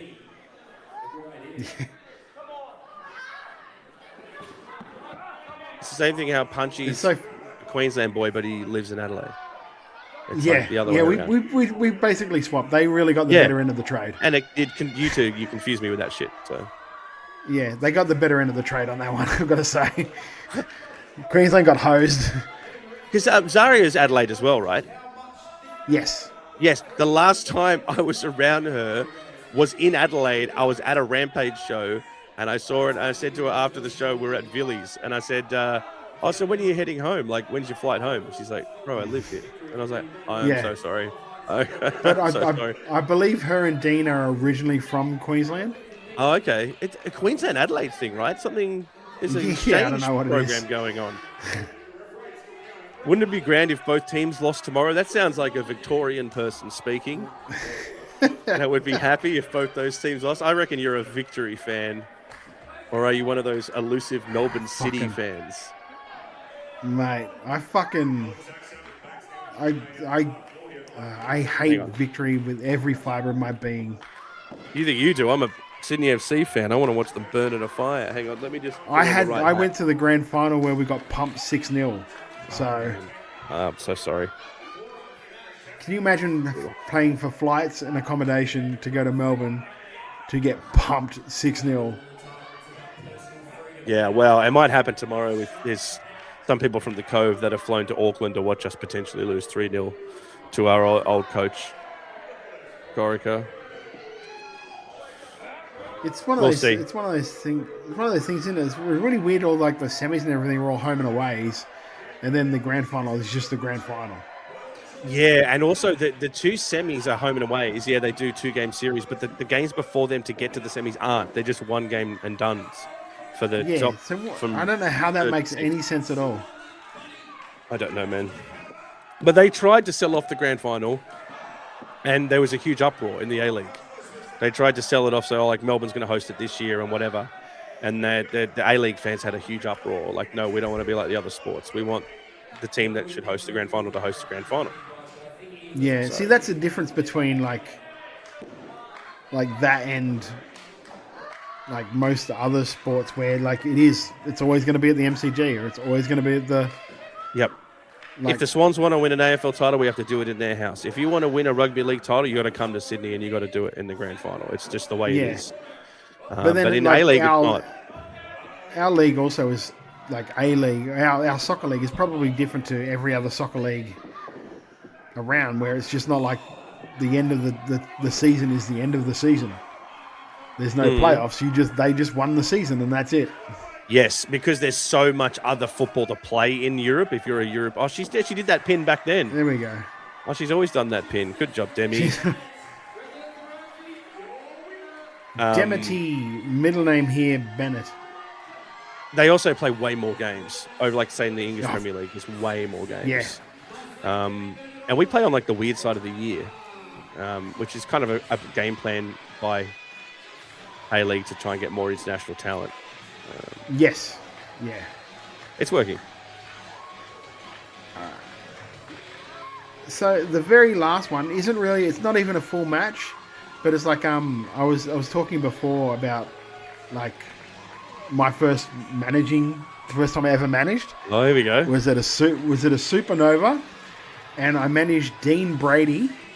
But at the time, because this is probably one of Dean's first matches, and he was the rookiest rookie that you'll ever hear. And so Cree and I were basically arguing about what his name would be before he walked out. So his name when he walked out was Nathan Nash. Nathan Nash. Because we wanted it to be like college sporty, something like that. I really like Steve Nash. And then like we thought Nathan was a good first name. So alliteration, Nathan Nash. And then later on, like Cree was just like, because Cree always had the overriding vote. He liked Tom Brady. So Dean Brady was born. Right, okay, Tom Brady. Well, she's chasing after her man. Who is this man? They're going to have a big kiss. They're going to have a big kiss on stage, aren't they? Of course they are. Smooch. Gross. Macho Man Andy Savage says, that's hilarious how spot on that was. I'm a Victory fan in Melbourne. Not my first rodeo. Thank you very much. Boo. I understand. Sydney is sky blue, and soon the whole country will be sky blue. And Auckland, and Wellington, and all of NZ, and where the hobbits live. See, being that I was born in Sydney, I don't mind. I don't mind Sydney FC. Yes, look, I get how annoying it is to have to listen to a guy from Sydney brag about how good his sports teams are. That's why I do it. But I'm that old that I remember Sydney FC as like Alex Brosk. Hell yeah. Stasho Petrovsky. Here is young Todd. We won the first season with Dwight York. Wow. I'm sick to absolute death of you people. Good promo already. Your little Supermans and your Batmans and your what do they call them? Goku. You like your little animes. I said that because he loves Goku, so I was trying to pop him. Life superhero. And we set out an open challenge to anyone in this building to take on my hero. So who's going to do it? What about you, assassin? You want to have a crack? You want to what? Oh, quiet now, are we, huh? Yeah, I thought so. What about you, Nightboy? Huh? You know that's not real, right? Yeah, that's what I thought. Anyone? No? Look at the Shacknosis, by the way. Is that Thor?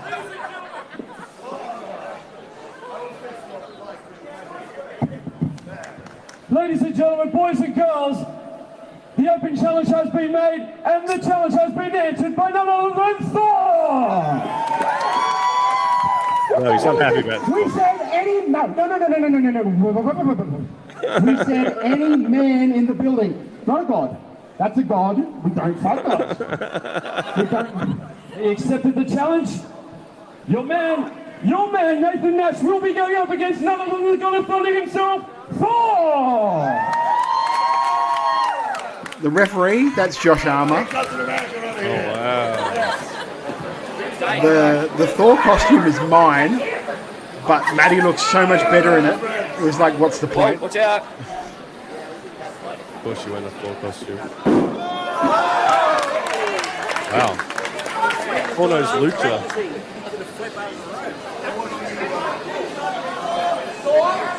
I put the hammer down. I'm guessing we're about to use it.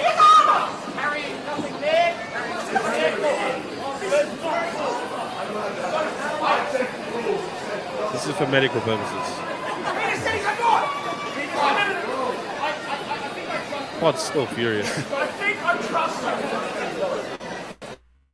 It's funny because, like he said, I want to keep the hammer, and Josh goes, "I think I trust you." I'm like, "I think I trust you." Well, originally Tasmanian. He's playing as nothing else matters. Oh, you're talking about your AFL team. Yeah, that's going to be interesting. Here we go. Off Thor. He's trying to hit him with his little hammer. Come on, Nash.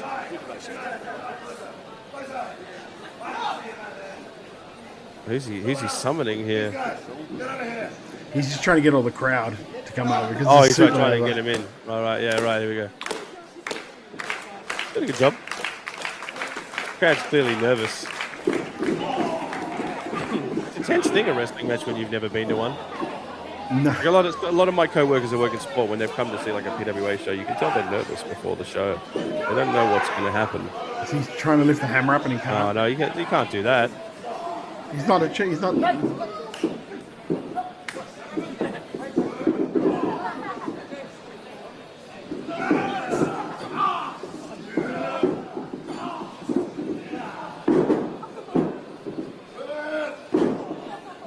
Nice, good Not work. sure how long this goes for. There's a kid in the front row just losing his mind. He's loving it. Yeah. He's laughing at every single thing. And that's the cool thing about these things.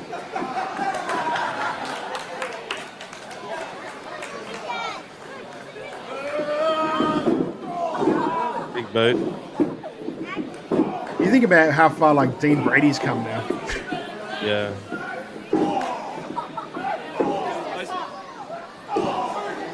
You're just looking for people to antagonize.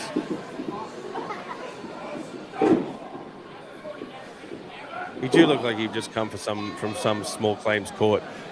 That's the idea. Look, I didn't see the sign saying I couldn't park there, Your Honor. It's before I realised how hard it is to bump in suits, and I'm like, I'm not wearing suits anymore.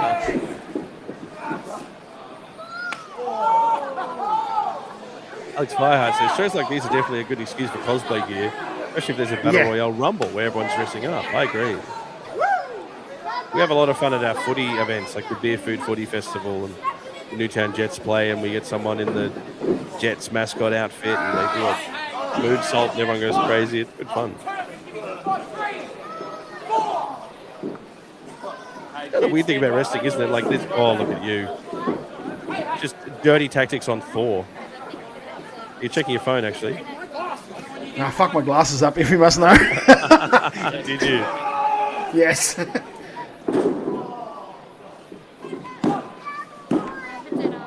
Fireheart says, honestly, being a manager that doesn't wear a suit also makes you stand out more. I disagree. I think most managers should be in a suit, right? Because you're doing official business. You're a manager. I've kind of changed now where like it's not like I don't wear a suit. Storming up the gates. Just... I don't wear a suit now. I wear like a track. So I've kind of changed from like manager into like football manager, like the gaffer instead of. Yeah. That works. So I can wear like the quarter zip. Yeah. So it still looks like a uniform. Yeah, right, yeah. But it's like enough that I can move around, I can bump, I can run, I can... Yeah, you can hit someone with a hammer if you need to. in the back of the head. Well, the amount of suits I used to go through, and I'm like, Hide this a is costing body. me a lot of money. Oh, good fun. I'm sorry I couldn't be there for the show tonight, but I did a little late night run in to come and say hi at the back end. I wasn't expecting you to do the run-in at all, so I'm very happy that you were here. Well, truth be told, because it was kids round at the footy, we were going to do kids on the field afterwards, where everyone can run around on the field. But it was raining so hard they cancelled it. So my night got a bit of an early night. So you got off early. That's cool. Yeah, it was good. So, yes. Well, that does it for our watch along for the Friday night. Thank you for joining us, guys. Like, I hope you enjoyed it. I hope you got to see some stuff that you haven't seen before. I'd never seen Luke Watson, Chris Basso before, so I was like excited to see that. I really liked watching back that PWA stuff. I'm going to try and find you some more. You should think about what you want to get your hands on, and I'll see if I can get my hands on some stuff. Yeah, well, after we do, we've got like WWA, and then we're going to do that one Rodman thing. Mm-hmm. We could probably do some of the Premiership stuff that like. Yeah, the Premiership's definitely around. That was actually, I don't know how much of that was actually like ever like widely seen, if that makes sense. Yeah, because COVID times being what COVID times were. Yeah, I think there was PWA fans that have suddenly lost their ability to go to our monthly, because we're doing monthly Black Labels back then. So like, there was definitely people that wanted content. But there's a lot of stories about that weekend that I don't think anyone's ever really talked about how that was shot and how it was put together and how it was, essentially broadcast over like a month and a half. But it was all essentially shot in one weekend. Because I know everywhere around Australia, we were all trying to work out a way we could do something. Yep. Just to keep not only to like keep the fans like engaged, but just to keep the guys in somewhat nick. Because when you can't train, you can't wrestle, you can't do anything, you get out of shape really quickly, especially with wrestling. Yeah, and I think at the time PWA came up with this crazy plan of let's get everyone in the academy for a weekend and just do an entire tournament, and we'll film for 2 days straight. And then we'll get all that footage and we'll split it into a month and a half's worth of content where every week you get a different round of the tournament. And we filmed our commentary in a completely different building at a completely different time. And it was all pieced together by the genius of Jackson, Ben, and everyone that does PWA. But watching back is probably be a really interesting watch a show that was essentially filmed over one weekend, but broadcast as in a month and a half tournament. I'm actually really keen for that. That's a really good idea. Really keen for that. So we'll definitely have to do that. So someone, I think Andy Savage as well, was asking about that Melbourne Coliseum, the 2021 one. Is that what you're asking about? The third one? Coliseum Someone asked about night 2 of the Melbourne one. I think that was the third Coliseum. Robbie Brooksy was the final, I think. Okay. Definitely. I like the fact that we're getting a log of stuff that we could want to watch too. That's not just like the random, because I know I have actually the whole series of Wrestling Society X. Cool. Up, and that's got like Matt Seidel and all that sort of stuff doing different things in a really random looking arena. Is there a way to get your hands on Lucha Underground these days? I think there might be soon. I'd love to watch some old Lucha. I believe. Well, I'm pretty sure Lachlan has the whole thing. Oh yeah. I don't know about being able to stream it. Right. Yeah. See, right now I'm trying to do stuff that won't get us hit. Yeah, that's a good point. Like, cause like PWA won't hit us, like RCW won't hit us because they know we're promoting. Yeah. I'm the guy talking on the footage. You can't ban me. I'm the guy. Yeah, and like WWA, I don't think are even a going concern. So we're pretty safe there.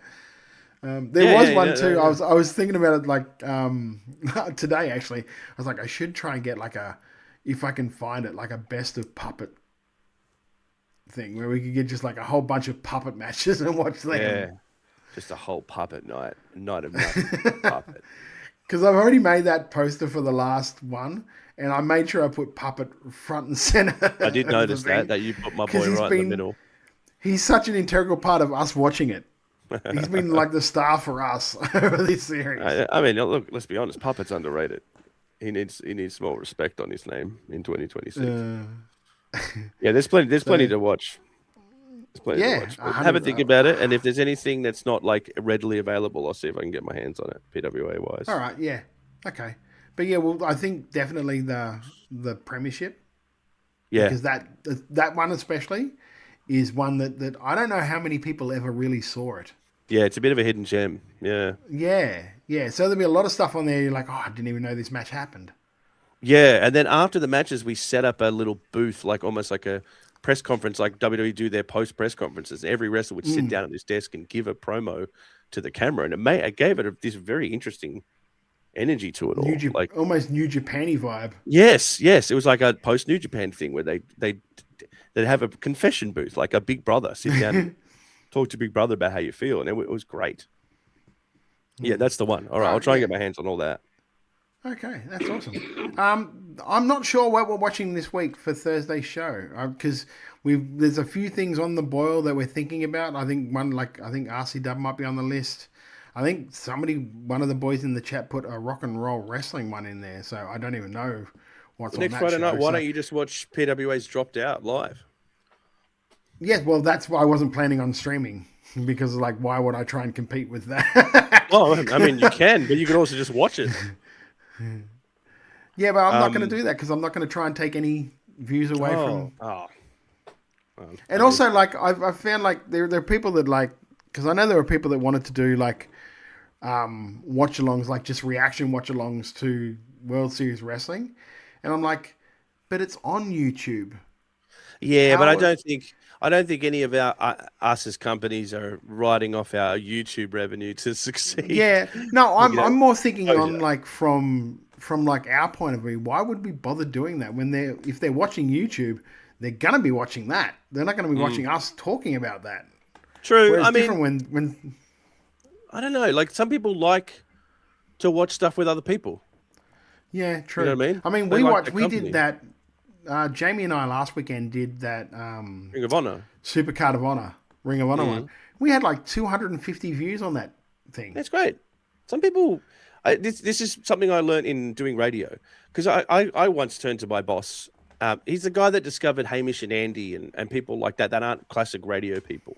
And when he put Chris and I on the air, at one point I had to turn to him after this all became real and I suddenly was on the air on a major radio station. I had to turn to him and go, why us?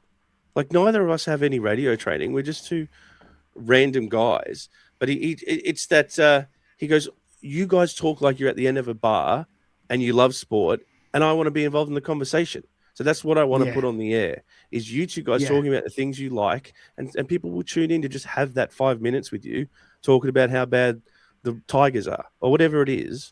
And that's what made me realize, it's the connection that some people like. And that they're not necessarily all watching it live. They can come back and watch the video later. But yeah, don't write yourself short on that stuff because to some people, that's what they like about this kind of medium. Yeah, is that they're sitting on a couch. Yeah, I kind of think that's like there was, especially now, and we kind of hit on something last night because we did like, geez, my brain's so fried. We did PCW Royal Rumble, and then we did the EPW. It ends at dusk reviews, right? That went for 2 hours, just us talking about those two shows. So as we're heading into the break, we've got like our little private chat on the side. I've just gone, hey, how about we do a massive abbreviated version of the international stuff? So we'll just talk about quickly, do our tips for what we think the AEW show will do, and do our chicken salad, chicken shit, and we'll get out of there. So we did like 2 hours on Australian wrestling and then 35 minutes on international at the end. And I'm like, it kind of dawned on me and said, maybe this is what the show needs to be going forward. We do 3/4 Australian wrestling and then just a little bit of American because we seems like we like that better. I guess it depends on the week and what shows there are, right? Like if you've got a lot to talk about. That's what we were sort of discussing about. Like if we're only reviewing one show, it's going to be a quicker show, but then no one's ever complained that a show is like quicker, like too quicker. Like if we can get in under 2 hours, I think we're doing well. Oh yeah. Because we've just gotten worse over the time. Well, I mean, to be honest with you, most podcast experts would tell you to get it under 40 minutes. Yeah, I know. Like that. That's Yeah, what I the know. algorithm will tell you. Yada yada yada. But like, I say go however long you want to go. If it's interesting and you're enjoying it, then that's great. So, you know, but people will always try and cut it down. Always. Yeah, what I've found with like some comments that we've got on like either the videos or like through the podcast is like I listen to half of it on this day and then I listen to the other half on that day. So they just break it up into their own sort of episodes. Yeah. You'd be amazed how people keep that stuff with them.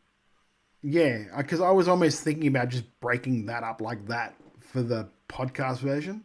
And just like, this half is the Australian show that we talked about. This half is but I just don't know how that would work. No, I mean, this is tough stuff for me. I don't know the ins and outs of. Yeah, it kind of just bleeds over. Especially when we do like chicken salad and chicken shit at the end.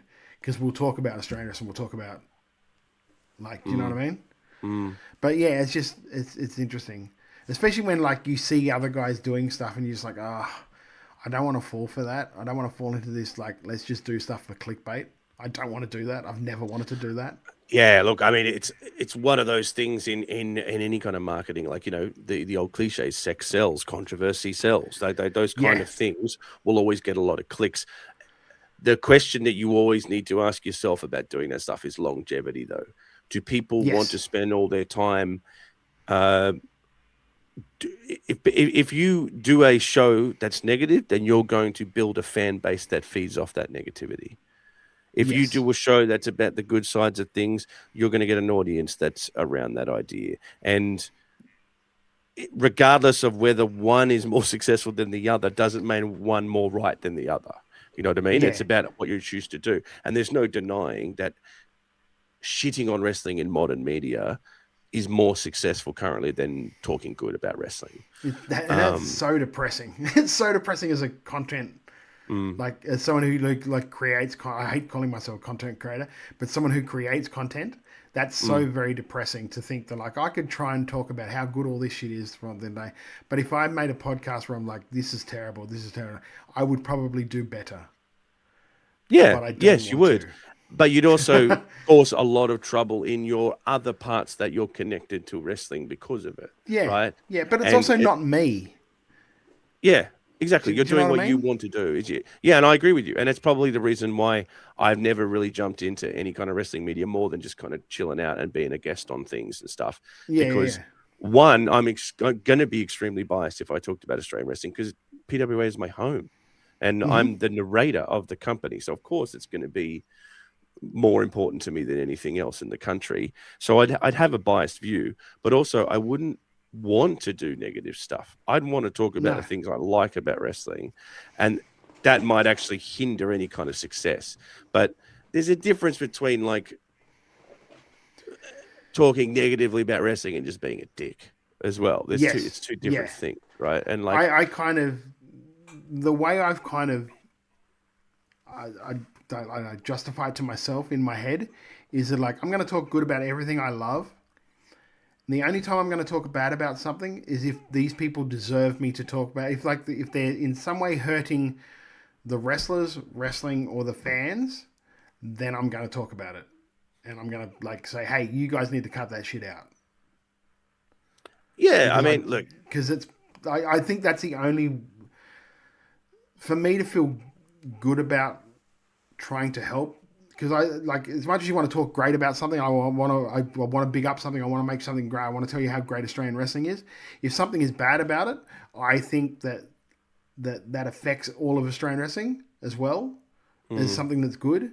So if I say, hey, look, these guys are doing this thing, just be careful, watch out, or like let's get answers for this stuff, because that's what I like. I think that's what the public deserves. If they want to go out and say all this stuff, then we have follow-up questions, they should be able to answer it because they wanted to come out and say all this stuff. Yeah, I mean, this is the problem, isn't it? Because then if your content isn't about are subject. Like, for example, Yes. like on Triple M, we were very lucky because we had a lot of sport to talk about. So we never had to really make it about us. And I had to never really got into any kind of arguments with other radio people because we were talking about the game. And we're not former players. So you know that we're just taking the piss when we're talking about sport. We're not and it's kind of the same thing. I'm not a wrestler. So, if I talk about wrestling, I'm just talking about it from a mainstream perspective and how I like it and stuff like that. And it is like Alex Fireheart said, I want to get back into making content, mostly be wrestling related. I'd actively avoid talking about WWE stuff because I just don't care about that company anymore. So why bother talking about it? Which is fair 100%. because I would feel the same way. I only really watch WWE these days. Besides PWA, I'm only really watching WWE. So if I was going to make content, it'd be talking about WWE. So I'm the same way, just the opposite feeling from Alex. I don't really watch. I watch New Japan as well because Robbie's there, but that's about it. So I mean, you've either got to just focus on your own thing and do it, or you get into those back and forths about the shoulds and shouldn'ts in the industry. I'm lucky because I'm not as someone that should be giving advice on that. I'm not a wrestler. I'm just a media guy. So I can kind of go, look, that's too heavy of a question to ask me. I just like watching Danhausen come out on Raw and do funny stuff. So, I'd like to think over the 13 to 14 years that we've been doing this, we've only ever rarely had to say anything or like come out and just be like, hey, this is wrong. And what you're doing is right. And then I think that's when it means something. Sure, yeah. Rather than if we're doing it every month, then it's like, fuck, what's he making up now? What controversy do they want to talk about now? Like, I don't want to do that. Like, I don't like, I think there was one thing with a promotion in Perth years ago. Then there was DMDU, where I was very mad about that because it was ripping off the fans.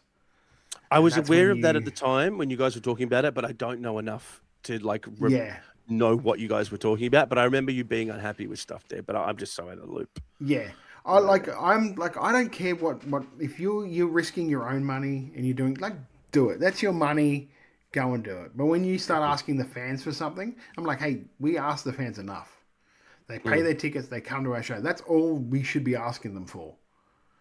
If you're asking them for more money to do stuff, and you're not doing something for that, that's a bit wrong in my case. And especially when it was the case of that where something fell through and then they had fans really had to fight to get their money back. And it wasn't really until we started talking up. And then the guys on the turnbuckle started really talking about it, going, hey, you guys need to pay these people back. That they did something about it. Otherwise, these fans, I don't know if those fans ever would have got their money back if it wasn't for us constantly saying, hey, this is wrong. You need to do this. Because some really nice people got genuinely ripped off by it. Yeah. And that to me is, I think that's us doing the right thing. And people at the moment, it's the whole thing with the whole what's going on with this ACW thing. And we're not mad about it. We don't want them to shut down. We don't want to do any of that. We just want answers to some of the questions that they've already brought up. And I hope it's good because I want them to there to be another viable place where people can go and make money. Yeah, you want the boys. You want boys to work, make their money. 100%. I'm nowhere near against doing it, but in today's world, if you're not 100% for something, then apparently you have to be 100% against it. Yeah, and I think that's something you guys risk in when you're doing a show about reviewing stuff. There's always a risk that the people you're reviewing, if they're close enough to you, could potentially take it the wrong way, right? Yes. I think when you guys review say a PWA show, there's been plenty of times you've talked about things on PWA shows you guys don't like or doesn't make sense or I didn't really like that match or it didn't click or it wasn't good or that promo wasn't strong. None of that hurts our feelings. That's you're being objective about a piece of entertainment that we've put out there publicly, right? So if you guys don't like that match, there's no point in me going, well, fuck those guys, because they don't like that match. No one's going to like everything you do. Also, I like to think that when we say we don't like something, we give genuine reasons why we didn't. Yeah. But whereas if we just went, look, that was a shit match. Yeah, yeah, for no that's reason. it. Like, Yeah. why didn't you like it? Why, like, tell me what your thought process was. Because I actually had this discussion with another booker this week about it. I'm like, and they didn't like some of the way that a couple of the guys were saying stuff. I'm like, hey, that's their as they're fans. They are genuine wrestling fans. Like, I'm in the business, but like guys like Lockie and Jamie and Jeff, they're just fans. They've never been on shows, except for Lockie, who's done ring announcing. They've never been in the business. They've never done. So they're genuinely coming at it from a fan's point of view. Yeah. And I would think, as a wrestling promoter, you would want to hear a genuine fan's point of view. Yes, and also, like, what's interesting as well is, like, it's even a different energy when you put yourself out there as a person in media, right? So, like, when we took, like, I hate to go back to Triple M again, but when we took that spot from Roy and HG on a Saturday morning, people were not happy with us. Like, we copped a lot of heat for that. Yeah, you kind of just got to go, okay, well, that's fine, because we're going publicly out there, and they loved these guys, and here comes these two randos, bobbity boo, rugby league, how about it? And they just like, oh, I hate this sucks. People used to actually ring our radio show while we were in like a song break and be like, oh, I hate this show sucks, and just yell at us. And I'd be like, put him on the air. My producer was always like, no. And I'm like, no, come on, you'll swear, we'll get dumped. Yeah, they'll just dump it. But like, I was always so keen to get that stuff on the air. That's real. Like, that's funny to me. Yeah. But same thing. And we started in commentary because we were so kind of like weirdly like mainstream sporty in the way that we did it. I think there was a lot of people that were like, who are these guys just yelling at me and on PWA shows? Like, you're not going to make everyone happy, and there's going to be criticism for it. And the internet, I always say, is like a hurricane. And you're standing on the beach and the hurricane's coming towards you, and you're just going, go away, hurricane, you're mean. It's not going to do anything. It's not going to do shit. And sometimes you don't realize and just turn right into the hurricane. You're, oh, I'm in Exactly. So all you can do is just either just bunker down and weather the storm, or get out of there so you're not in the way of the hurricane anymore. And everyone makes that choice.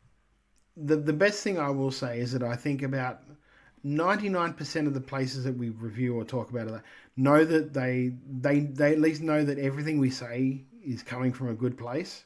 Yeah. And we're not we're not talking about our company on anything. Why would we hate it? Yeah, exactly. Yeah. But, you know, I also say that from a place of privilege, like working for someone like PWA that has like their ducks in a row when it comes to like putting a show on. Like, you know, it must be harder for smaller companies that don't have the budget we have, etc., the talent we have, etc. Yeah, so, yeah. I'm aware of that. I'm come from a place of privilege. Yeah. But yeah, it's over the years now, I'm just like, well, I'm going to call stuff out that like actual stuff that I think is wrong, but I'm not going to go looking for it. No. I don't think you guys do. And I think you guys are, you know, handling current situations well. You're just focusing on what you guys are doing and focus on the stuff that makes you happy and stuff, and the love that Jamie's getting. I think that's all great. And just keep doing what you're doing. Blindsided the poor kid. He just for just dumb reasons too. It's like, and the worst part is I talked to him about it, and I'm just like, I hope you know that anything he says did not mean a fucking thing in the no one thinks that stuff. No one thinks that stuff. That's and not. He was just like, mate, honestly, I listened to it because I genuinely wanted some, like, maybe there was some constructive criticism about the interview that I did that I could improve on. I said, but then when they started saying what they were saying, I'm like, well, there's nothing of worth here. Yeah, I'm glad that you felt that way, because the last thing I want is for you to get because I like, as much as I joke around, I give them shit. Like, I feel like I'm their big brother. So when one of those guys gets attacked or gets hurt, I click into big brother mode and I want to go and kill people. Yeah. And Jamie legitimately had to talk me out of doing stuff. Yeah, no, smart move. Please don't do that. But I get it. But I think that this is a good opportunity for you guys to put that into practice, right? Of like the, like your reaction is to just go on with the things you like and focus on the positive things. Don't stoop to that level, because you don't need to do that stuff. And it's a good example of someone not taking a basic critique of content well, and it turns into something personal. And you're like, well, okay. Yeah. But I'm just going to keep doing what I'm doing, you know, that kind of thing. So move forward. But you know, another reason why I don't get involved. Yeah, the one thing I said to him though is like, this is still not going to stop us from wanting to talk about this. No, but be objective like you have been already. Don't change that into an emotional thing. Yeah. Exactly. Let's just stay the course. Keep doing what we're doing. Don't shy away from it because we're afraid that they're going to say something about us doing it, and be completely objective. Like we interviewed one side of the story, the other side has been completely offered the other side, and we were still talking and all that sort of stuff. Like when that's on, we will give them the exact same sort of interview that we gave the other side, because that's what we're the middle ground here. I've got no stake in the game. Yeah, and you're not going to get paid to interview the other side, right? No, not at all. Do it. Oh, okay. Oh, well, that'll make you guys unique in your own way. Yeah, you'd think so, wouldn't you? Anyway. Thanks for having me. Yeah, thanks for getting me in trouble. No, no, I'm fine. I'm my own man. Look, I focus on the love, on the positivity. It's corny, but it's the only way you're going to succeed in these kind of things. Look, I'm just happy I'm happy with us doing good content. Yeah. So I'm not worried about do the stuff you love, man. Other stuff. For sure. Honestly, these watch-alongs, these are it feels like a night off because I'm just watching wrestling. It's fun. Yeah, and it's I'm fun. not really playing Todd Eastman, the character. It's just you're just the guy. Yeah, and wrestling. I was genuinely happy. I got home from work. It's like, hey, he's still on. I'll jump on and say hi. So it's fun. It's a good little hangout, and appreciate everyone in the chat who hangs out too. It's good, man. Yeah. I love the fact that we're like 4 or 5 people that join us to do it, and hopefully as time progresses, maybe more people will I hear these guys keep watching this stuff on Friday nights, and people are really interacting with it. It seems like fun. Maybe we should watch it and see what it's like. Yeah, build some anticipation for the Premiership rewatch of the first COVID Premiership. That'll be fun. And we got to get Lachlan on one of these. I've never chatted to Lachlan on a stream. I'll tell him that. I'll tell him he wants to be on there. Spent some time with Jeff and Jamie, but I've never gone one-on-one with Lachlan Albert. But everyone wants to do that these days. The most hated man in Melbourne wrestling, apparently. Well, thank God you didn't say Australian wrestling, because I'm going to give him a run for his money. To be fair, Robbie Thorpe did attack him verbally in a PWA arena. So I mean, that's why I like him. We have an affinity, Lachlan and I. People just want to punch us in the face for some reason. I get it. I'd want to hit me too. You're talking to me here, brother. You don't think I saw you having a go at Thor. Oh yeah, well, that was 14 years ago. Right? I've changed. He's a god. He's a god. We challenged a man, not a god. It's in the rules. All right, thanks for having me, mate. Guys, we are going to wrap it up here. We'll be back on Thursday. Keep your eyes glued onto the socials, because we'll let you know what we're reviewing as that comes up.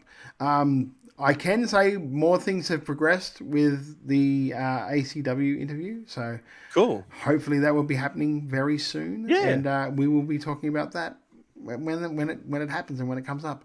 That'd be great. Until then, for Todd Eastman, with my mate, I guess I can say my official co-host now, Andrew Rose. Woo! We will see you guys the next time we do one of these watch-alongs. Trying to make chicken salad out of chicken shit, and it was just awful. I've turned chicken salad into chicken shit. I will continue to do so. Making chicken salad out of chicken shit. Make chicken salad out of chicken